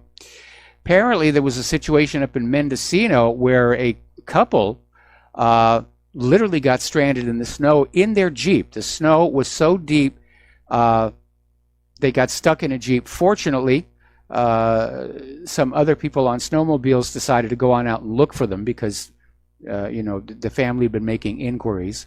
But they were stranded in the snow for 5 days in their Jeep. And it's a Jeep Wrangler, and they couldn't get it out of there. This one's a little more colorful. Over in Russia, a snowed-in Russian driver had to be rescued by a camel. And it was a 4x4 off-road vehicle, and apparently in the video, there's a tractor seen on the roadside, which apparently failed to dig out the car. But they got this camel, hooked it up to the 4x4, and dragged it on out. So there's being creative. I wonder what the camel was thinking about all that snow here. Okay. Residents digging out of snow after 4 days of winter advisory. This is up in Bullock Pines. Okay. Guy named Hal Lewis, University of California, Santa Barbara, and he's writing a letter to Curtis Gallon, the president of the American Physical Society, and it's about global warming. And he's basically saying, he's resigning from the society and saying global warming is a $1 trillion scam which has unfortunately corrupted a great many scientists. And in his letter, he says, when I first joined the American Physical Society 67 years ago, it was much smaller, much gentler, and as yet uncorrupted by the money flood, a threat against which Dwight Eisenhower warned a half-century ago. Indeed, the choice of physics as a profession was then a guarantor of a life of poverty and abstinence. It was World War II that changed all that. The prospects of worldly gain drove few physicists. And then he goes on to basically saying that, yeah, as the money starts coming in from politicians, scientists got greedy. And they were willing to sell out their science in exchange for funding and media attention. Anyway, we're going to do a shout out now to our on-air affiliates who are just now rejoining our network. And by the way, the phone lines are open, 800-313-9443. Have you heard of the boiling water challenge? Okay, it's basically something where in situations of intense cold, you get a pan of boiling water and you throw it up in the air and it instantly flash freezes to snow. There's only one problem. You have to make sure you're throwing it downwind of you, because over in Chicago, apparently 53 ended up in Chicago hospital burn units. I'm sorry, that was the age. 8 people aged 3 to 53 tried doing the boiling water challenge, and they must have thrown the water upwind and it basically blew back on their face. All right, moving on to other stories. We've been talking about this typhus outbreak that's over in Los Angeles. Typhus, of course, is carried by fleas. The fleas are carried by the rats. The rats are having a real good time because there's a veritable smorgasbord of garbage all over the place. And it's not just confined to areas like Skid Row and the homeless areas. It's in City Hall. And there's lots of rats in City Hall. And at the latest word is apparently City Hall may have to remove all of their carpets.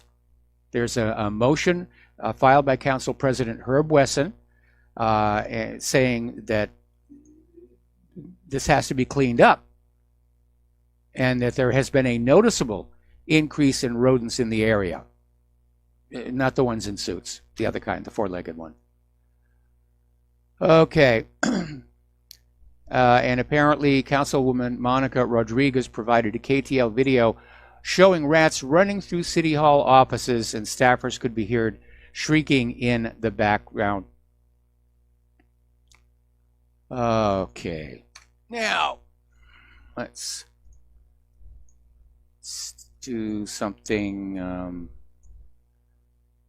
here. Okay. All right, here's another story. This came out from Your Destination Now. Apparently down in the Southern Baptist Convention, they have their own sex scandal.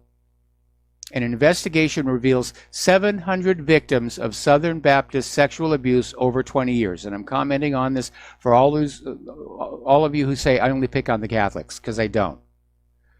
But apparently it's been a big problem. The San Antonio Express News and Houston Chronicle put together their own list, because the leaders of the Southern Baptist Convention have declined for more than a decade to create a list of sexual predators from affiliated churches. And so they're basically put out an article, Abuse of Faith.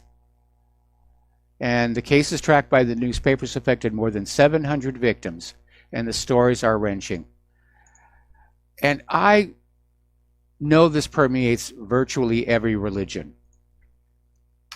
It's especially prevalent among the Catholics because of their celibacy.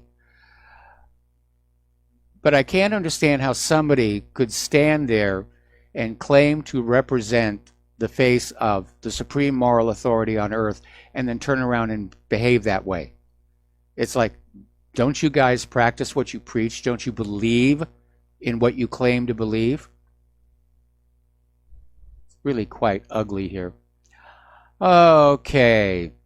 Apparently, U.S. colleges raised $46.7 billion in the 12 months through June of last year, the ninth straight record year, as the lengthy bull market for stocks helped spur contributions.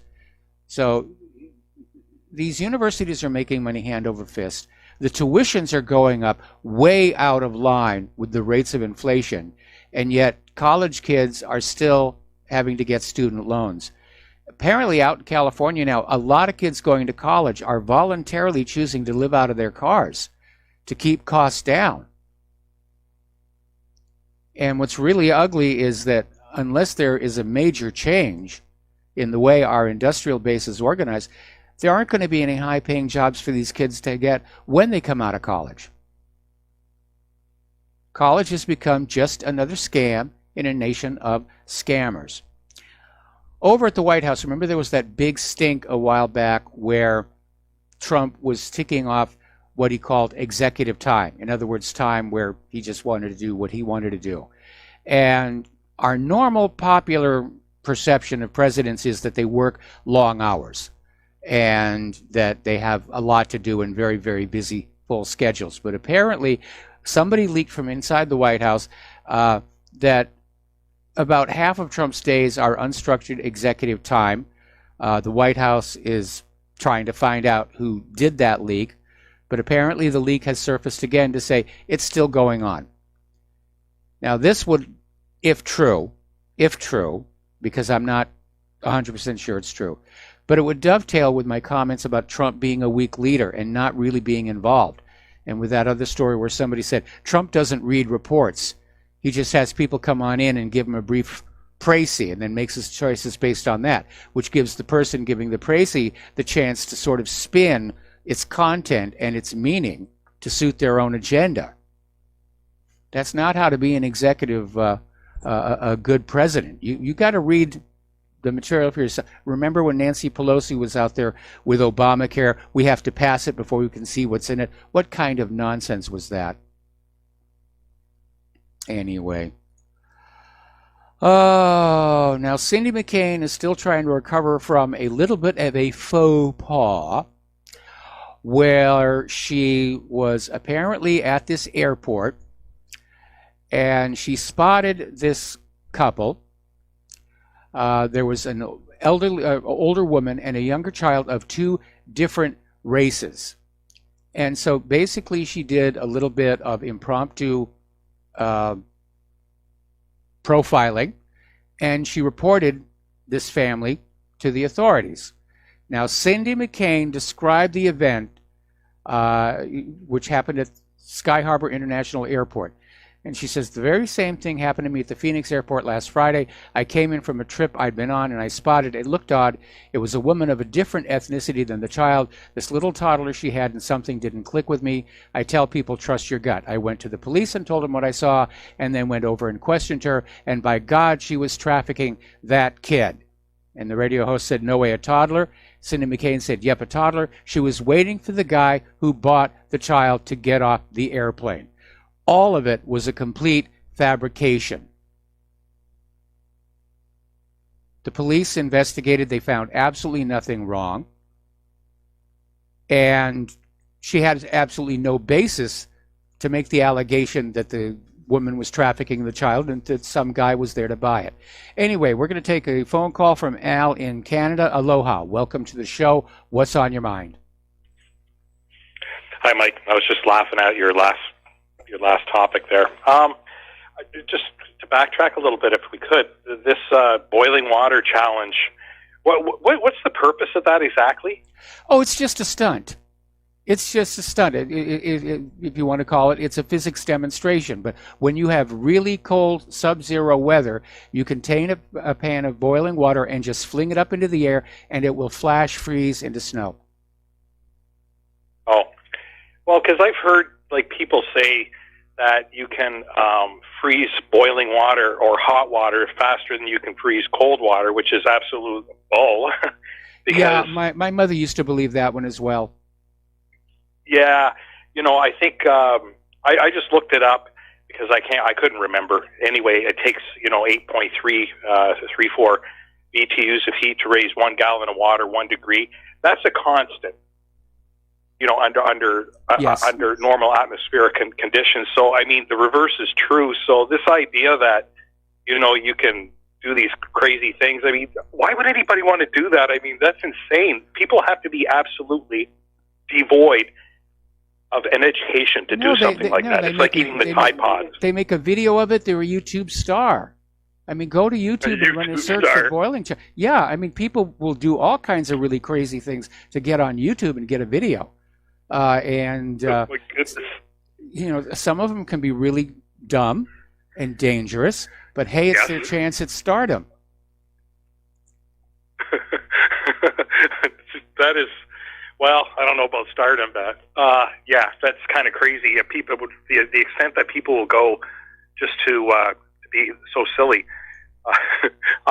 And then that lady you were just talking about, did you say Cynthia McCain?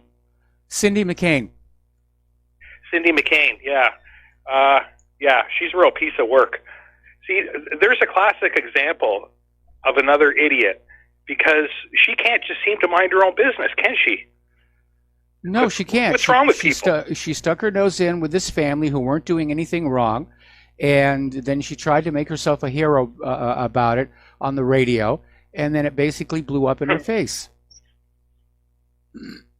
Why can't those people that she was basically, it's harassment. It is harassment. It's the same as what you were describing earlier when the no knock. What do you call that? No knock what? The no knock raid. That's not a no knock raid. What that is an infringement of people's privacy, and it's actually bordering on abuse, and it actually is abuse. Yeah, it is abuse. Nothing like that should ever happen. They're causing property damage. I mean, they're just kicking down your door, and it's completely inappropriate. It's completely unconstitutional. But that's the country we live in today. Yeah, you have that little list from that Scottish fella of where we, how the progression of what happens to countries, and we are in full on apathy right now because no one cares. No one just seems to care anymore. We're heading into bondage at a ferocious rate, at a ferocious pitch, and no one cares. Look at all the like you said, all the deplatforming. Yep. It's not deep. And I hate that word, deplatforming. It's pure and utter censorship. That's right. You might as well just walk up to someone and just stick a piece of duct tape on their face. Yeah. Well, right? Yeah, and obviously there's a great deal of psych war effort going on in to try and keep the American people docile and under control, and unfortunately it does seem to be working. But my concern is, if they bring back the military draft, we're going to see the American people wake up at that point. Well, you would hope so. Maybe not, though. Up here in Canada, just to change the subject again, you were talking about illegal immigrants and how they get treated better in the United States than American citizens. Mike, it happens up here too. And they're put up in hotels. We're not far from where I live. 2 brand new hotels went up. And guess who's in them? These refugees. And who's paying for it? Illegal immigrants. Yeah. Oh, yeah. Paying through the nose. And how many Canadians are living in tent cities? Well, I don't know I don't know about that, but I know the poverty rate in Canada is, it's obviously increasing, just like it is in the United States. But, they're doing all the wrong things. I mean, the last government we had in Ontario, okay, Al, basically pushed up to bankruptcy. Al, I got to put you on hold. Don't go away. I'm going to bring you right back after these few words. Aloha, America. Welcome back to our show. We're talking with Al in Canada. And, yeah, it does seem like, here's my perception. My perception is that a large majority of Americans have twigged to the fact that something has gone very horribly wrong with this country. And I think out of a misplaced sense of patriotism or politeness or just concern that peers around them might not agree, they stay silent. But I think it would be a mistake to confuse that silence with consent or even approval, because there have been times in history where countries have been in pretty much the same circumstances, and all of a sudden it blows up. England under Charles I, France under Louis XVI, Ceausescu, Mussolini, so forth and so on. I mean, look at what's going on in France with the yellow vests. I mean, they're just everywhere, and the corporate media does not want you paying attention to that because it might give you serfs uppity little ideas. Yeah, exactly. They've had enough. Yeah. They have absolutely had enough in that country, and I don't blame them. I mean, when you have a leader of a country that puts out, like, it's one thing what Donald Trump does with his tweets. It's another thing to tweet out to those fleeing persecution, terror, and war. Canadians will welcome you regardless of your faith. Diversity is our strength. That's an open invitation. And this persecution from terror and war, if I wasn't mistaken, Canada sells Saudi Arabia armaments. Yes. What is Saudi Arabia doing right now? I mean, Canada is meddling in another country right now as we speak, which is Venezuela. So, like, it's the hypocrisy is so blatant now. They don't even try and hide it.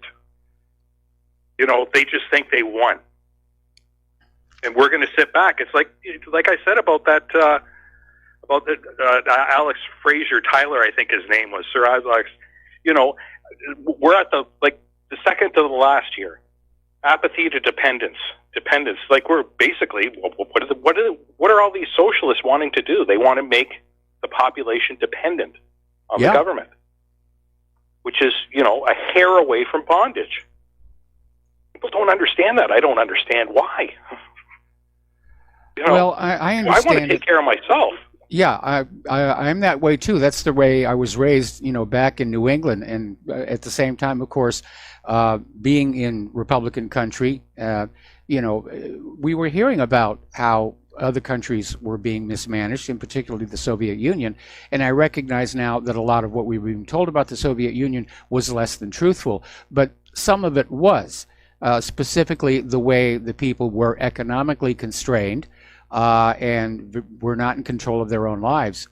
And I remember reading 1984 at a very young age, and just saying, wow, this could actually really happen. And it does seem like we're living so much of that right now. TVs that watch us, constant surveillance. When I went to high school, Mike, it was mandatory to read that book in English. Obviously, it's not anymore. Nope. Because now they're using it as a how-to manual. Yes, but, absolutely. Something's got to give here, and I'm hoping, that yellow vest thing just catches on and goes worldwide and goes ballistic. Because I shudder to think of the direction we're heading in. Well, I think where the yellow vest movement is going in France is it's showing that a significant part of the population is ready to just basically sit down and unplug from the current system. And that's its real message. I know there have been people setting up guillotines and all the rest of that. I certainly hope we're not going to see that sort of thing come back. But basically, people are saying, we're unplugging. This system does not work for us. We're unplugging. The system works for the ultra-rich. It's working for the bankers. It's working for the migrants. It's working for the war machine. It does not work for us, and we're just calling off the deal. Yeah, it's a raw deal, is what it is. Yeah, it is. It is. Anyway, I don't. Well, we'll just see what happens, I guess. There's that apathy again. But hey, at least I'm listening to you, Mike. Well, I've thank you for doing that. I appreciate it. And spread the word about the radio show. Spread the word about the website. Share what you learn here with everybody else. But as I approach my next birthday, I do find myself looking back at life and the world as it was when I was young, and I get shocked. I get absolutely shocked, and it just, wow, how ever did this happen? And it's kind of sad because the country... All those the pot-smoking hippies, Mike. No, they had kids. I don't think it was the pot-smoking hippies. I was... Well, now their kids are dependent on Ritalin and stuff. Yeah, well, that was profits for the pharmaceutical companies. Thanks for the call. Thanks, Mike. We'll be right back. And aloha, America. Welcome back to the show here. And I want to step on back to this Kamala Harris thing where she says she's proud of being black. She doesn't call herself African American. She has called herself black. The reason for the kerfuffle in the media is, once again, we have somebody who is not exactly as presented. It turns out that her parents are Indian American and Jamaican American. So, tempest in a teacup. I'm getting sick and tired of hearing about, whether you're black, white, green, gray, peach, taupe, mauve, plaid, and what your genetic heritage is. Other than that, if you are running for president of the United States of America, you be of the requisite age and be a natural-born U.S. citizen, those being the requirements. Here's where I'm really concerned. We're seeing all of this corporate media focus on who's blacker, who's whiter, and everything, and they're not asking the questions they should be asking of potential candidates. I mean, the Democratic field is just filling on up. And we're already at the stage where it's time to have some shakeout. And it's time for corporate media to actually start doing their job and asking some tough questions about how these candidates feel about immigration, how they feel about the economy, how they feel about the wars. Do they have any plans for fixing the infrastructure? Do they have any concrete plans? And more importantly, how are they going to do it? Because we've got people like Alexandria Ocasio-Cortez who are out there spouting all kinds of wild ideas that sound good in a media soundbite, but have obviously, clearly not been thought all the way through. She's got no way of financing all this stuff that she wants to do. I remember during the primary campaign, during the election, the midterm elections, after she'd won her primary, and she was out there saying, we're going to have this and we're going to have that. And her interviewer said, how are you going to pay for it all? And she says, oh, we'll just pay for it. Okay, how will you pay for it? Well, we'll just pay for it. I mean, there's an issue. And it almost seems like our current crop of political candidates have gone so totally into image over substance that there's no substance left at all. It's like they're turning into vampires, and with a flash of light, they'll just wisp away here. And apparently, down in Virginia, that Fairfax thing is kicking up again. Apparently, some of his staffers are now starting to resign. The lieutenant governor's law firm has put him on leave. And this is over things that happened decades ago at a time when it just wasn't that important. And now, of course, they're going back through old TV shows to look for anything that might be insensitive. We're losing touch with the present day, with this obsession of finding things in the past to complain about and whine about and cry about. The liberals can't find enough to complain about in the here and now. Oh, let's go look through the old videotapes and the old films. I'm sure I'll find something. I remember when they basically removed Song of the South from circulation. Now, when it was made, it was considered, basically an entertainment. It won awards. And in our new whining, crying age, everybody's offended by something. How can a society function efficiently if everybody's always pointing fingers and screaming and crying? And the answer is you can't. We need to get back to a world of common sense, of saying, you know, we have to go back to sticks and stones may break my bones, but words can never hear me. It's impossible to have freedom of speech and not offend somebody somewhere, especially in a society where so many people value their self-worth based on how many things they can find to complain about in a day. You know, they're walking around the shopping malls there. They got the little smartphone calculator out and saying, well, I've only found 4 things to be offended by today. I've got to get working. I got to get working.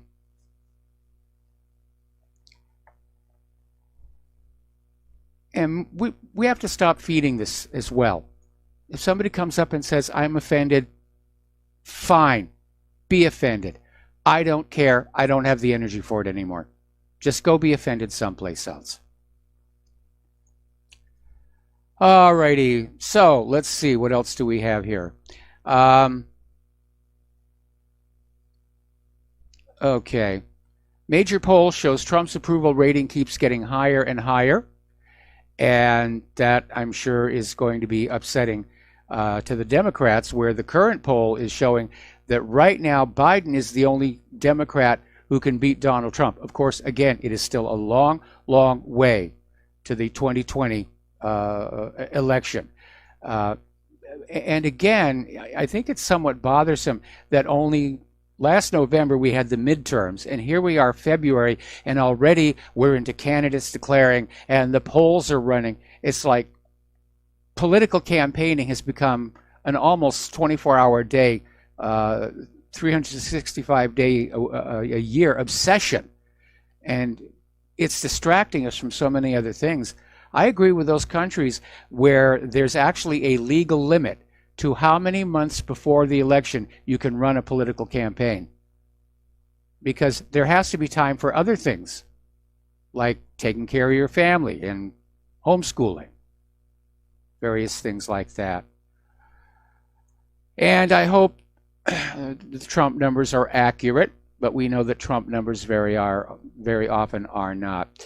Okay, apparently over in Nevada, there is a plan to criminalize private gun sales, like they recently did up in Washington State. And the idea would be that if you have a gun that you wish to sell and somebody wants to buy it, you have to both go down to a licensed firearm dealer and go through all the paperwork and the background checks, which is a big headache. And of course, the dealer gets his uplift for all of his trouble. So it costs more money here. Getting on back to the midterm elections here, apparently this was the most expensive midterm election ever. Special interests poured billions and billions of dollars. I'm starting to sound like Carl Sagan. Billions and billions of dollars into the midterm election, just wafting off across the universe.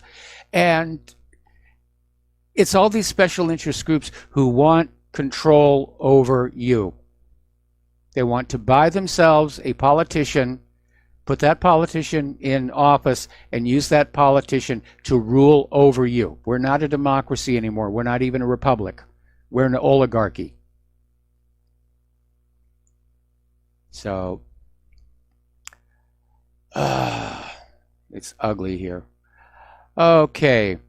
Apparently over in Chicago, the public schools there are monitoring social media for signs of violence and gang membership. This is at the public school level. We're talking about K-12.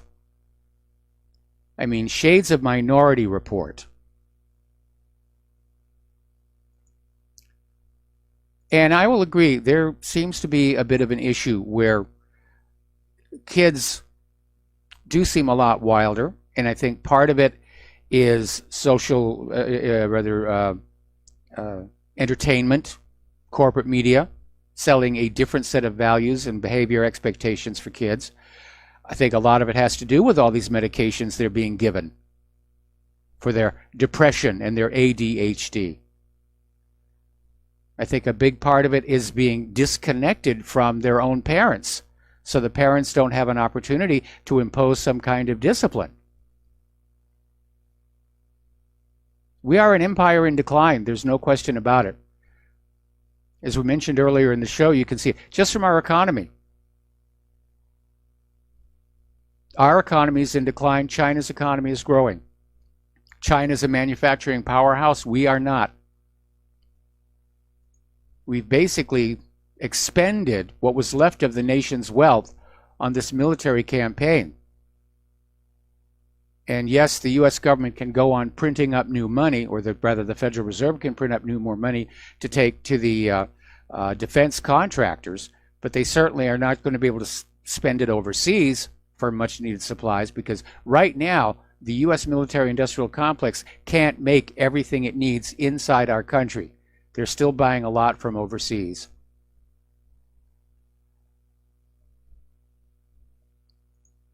I still think back to that HBO series, The Newsroom, and the first episode, and that great speech by Will McAvoy about why America is not the greatest nation on earth anymore. And he hit pretty much all the salient points. And I remember when America really was great, when we were going to the moon and we were inventing new technology that the world had never seen before.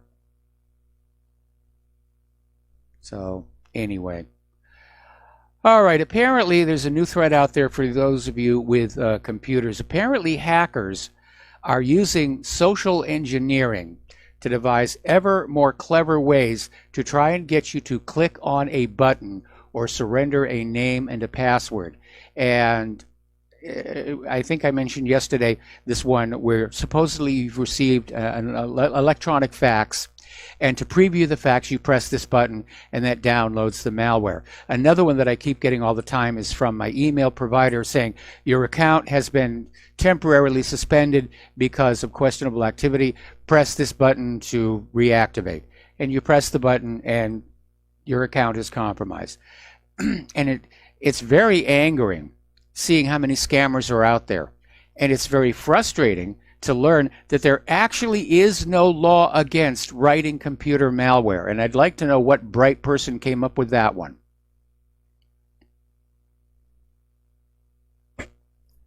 So you have to be very skeptical, have to be very careful about what you open, what links you click. And yes, you're going to have to spend your money on anti-malware, antivirus, stuff that you wouldn't need if it were not for the fact that the government has totally dropped the ball on computer crime, unless it affects some large corporation or the government itself. As far as you ordinary Americans, you're fair game. You're fair game. All righty. Russia is out there saying they're never going to make decisions by orders from Washington, because Washington apparently issued a very firm demand that Russia stay out of Venezuela, and Russia is saying no, they will defend Venezuela. So here we are risking yet again a direct military confrontation with Russia and possibly China over somebody else's oil fields. All right, we're going to take a phone call now from Mark in North Carolina. Aloha, welcome to the show. What's on your mind? Hey, Mike, what's on my mind is, well, one of the things, a lot of things on my mind, but is that veteran, I was treated at the airport by the total sexual assault that unit. Was shameful. That was absolutely shameful. Perverts. You know, these degenerates, these perverts. But you know what, Mike? This shows you with we got to protect our troops. We got to do this. We got to support our troops. They don't care one bit about our troops. The one human being right now running for president that has any kind of military experience, okay, Tulsi Gabbard, is being treated like crap by the mainstream media. Both sides, by the way. The Fox side, the Fox sides are just ignoring her, and the others are treating her like she's a Russian agent or something like that. Oh Okay? yeah, they're already out there saying, "Oh yes, Tulsi's tangled in with the Russians," and it's utterly absurd. But for that issue about the U.S. government, support our troops, support our veterans, everything. Well, to support the troops when they're on their way over to do the killing, but after they're done and they're no longer useful, they get abandoned. And you just look at the VA hospitals to see that, or you look at all the homeless veterans that are in our streets. I mean, if you're going to have money to hand out to people like refugees, why not the homeless veterans first?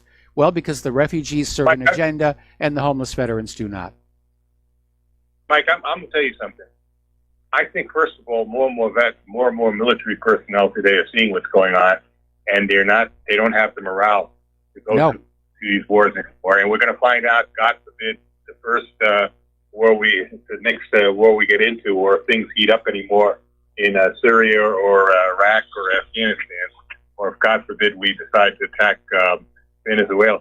The other thing is, forget about Russia or China. I mean, all bets are off there. But I think that they're going to have to turn to a draft. They cannot get. I don't believe they're getting the people they want to get into the military now. And once that happens, this country is going to be torn apart. It's going to make the '60s look like Sunday school picnic, like the '50s. They're not going to. Young people are not going to go for this. A lot more informed than when I was a kid. I wasn't informed like this. I didn't have the internet. I didn't. It was something unknown to me. Okay. Right now, you want to find out information. All you got to do is a tap of the keys or something on your phone, and you can find out pretty much all you want. Or you watch YouTube.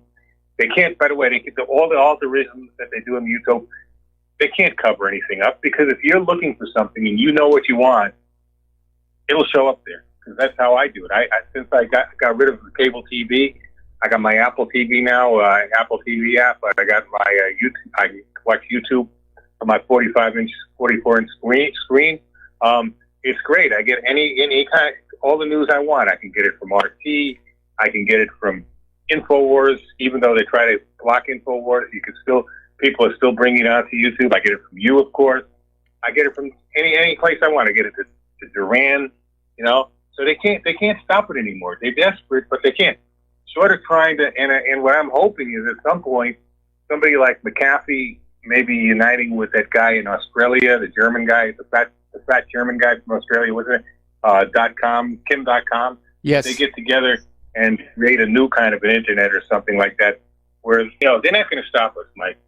It's got to stop, and God forbid they get us into another war. Trump is too stupid to understand this. He's really too dumb, I think, to understand it. He has no clue what he's doing.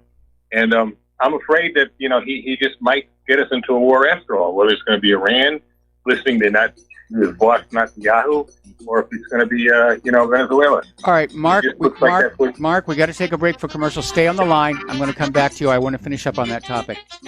Aloha, America. Welcome back to our show. Last segment of our program today. We're still talking with Mark in North Carolina. And Mark, if that story about Trump ticking off executive time, that he's basically working 4 or 5 hour day, if that's true, that's sending an image of a president who's just kind of disconnected from the job. And he's going to stand up. He's going to have his time on camera. He's going to go on out and make public appearances. But he's clearly letting Mike Pompeo and John Bolton run our foreign policy. And again, he's proving to be a weak leader. Yeah, I was thinking the same thing. He's letting those two clowns run foreign policy. Maybe letting Mike Pence do some of it too. He thinks he can just delegate authority, and he's not doing anything. And he tweets a bunch of nonsense. But the fact of the matter is, he acts when he tweets like he's not really the president, like he's complaining about what he's the boss. He can take charge, run that Justice Department the way he should. You don't put another Bushite in there like he's doing now with this guy Barr. This guy's a slime ball. What's the sense of getting rid of Sessions when you're going to put somebody even worse? And the same thing with the FBI, which I call the new American SS. Well, in Trump's defense, it's not like you're going to find anybody anywhere inside that beltway who is not, corrupt and connected to previous administrations. And That's why when Trump first came on, I think Trump should have gone outside the Beltway. There are people out here in the real world, in the country, they have the job skills to do the job that's necessary. But Washington, D.C. operates on political connection and feeding of information. And Trump apparently got sucked into just going along saying, oh, I have to have people who are insiders, who've got the contacts, who know how to make things done. And that may have been his rationale. Mike, he had a guy working on his campaign with him, Sheriff David Clark. Yes. Who's a constitutional sheriff, a constitutional peace officer. I'm not talking about a guy who... He believes in this country's its constitution, the Second Amendment, and all that. He could have appointed him as the FBI chief. He wouldn't be in the situation he is now. Why get rid of Comey when you're going to put somebody just as bad or worse from the same clique there? That guy Robert Ray, also one of these Justice Department shysters. Why not put a true constitutional peace officer like the Dave Clark in there? The man just doesn't do anything right. He just doesn't know. He either doesn't know what he's doing. He's afraid. I don't know what the problem is. Maybe he just out and out lied to us.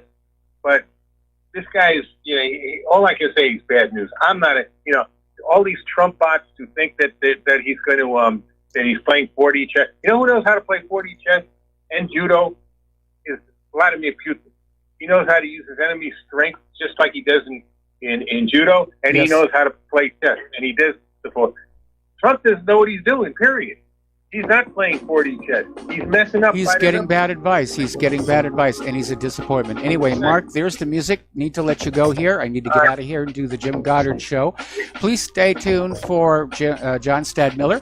I'm sure he's got lots of wonderful things to share with you. Please take what you learn here and at the website, share with everybody that you know. We need to keep getting this information out to the public. We need to get the truth out there. These are very, very dangerous, dark times. And we need to keep the people informed so that they can make good choices. So, have yourself a lovely evening. We'll be back tomorrow, and Aloha, America.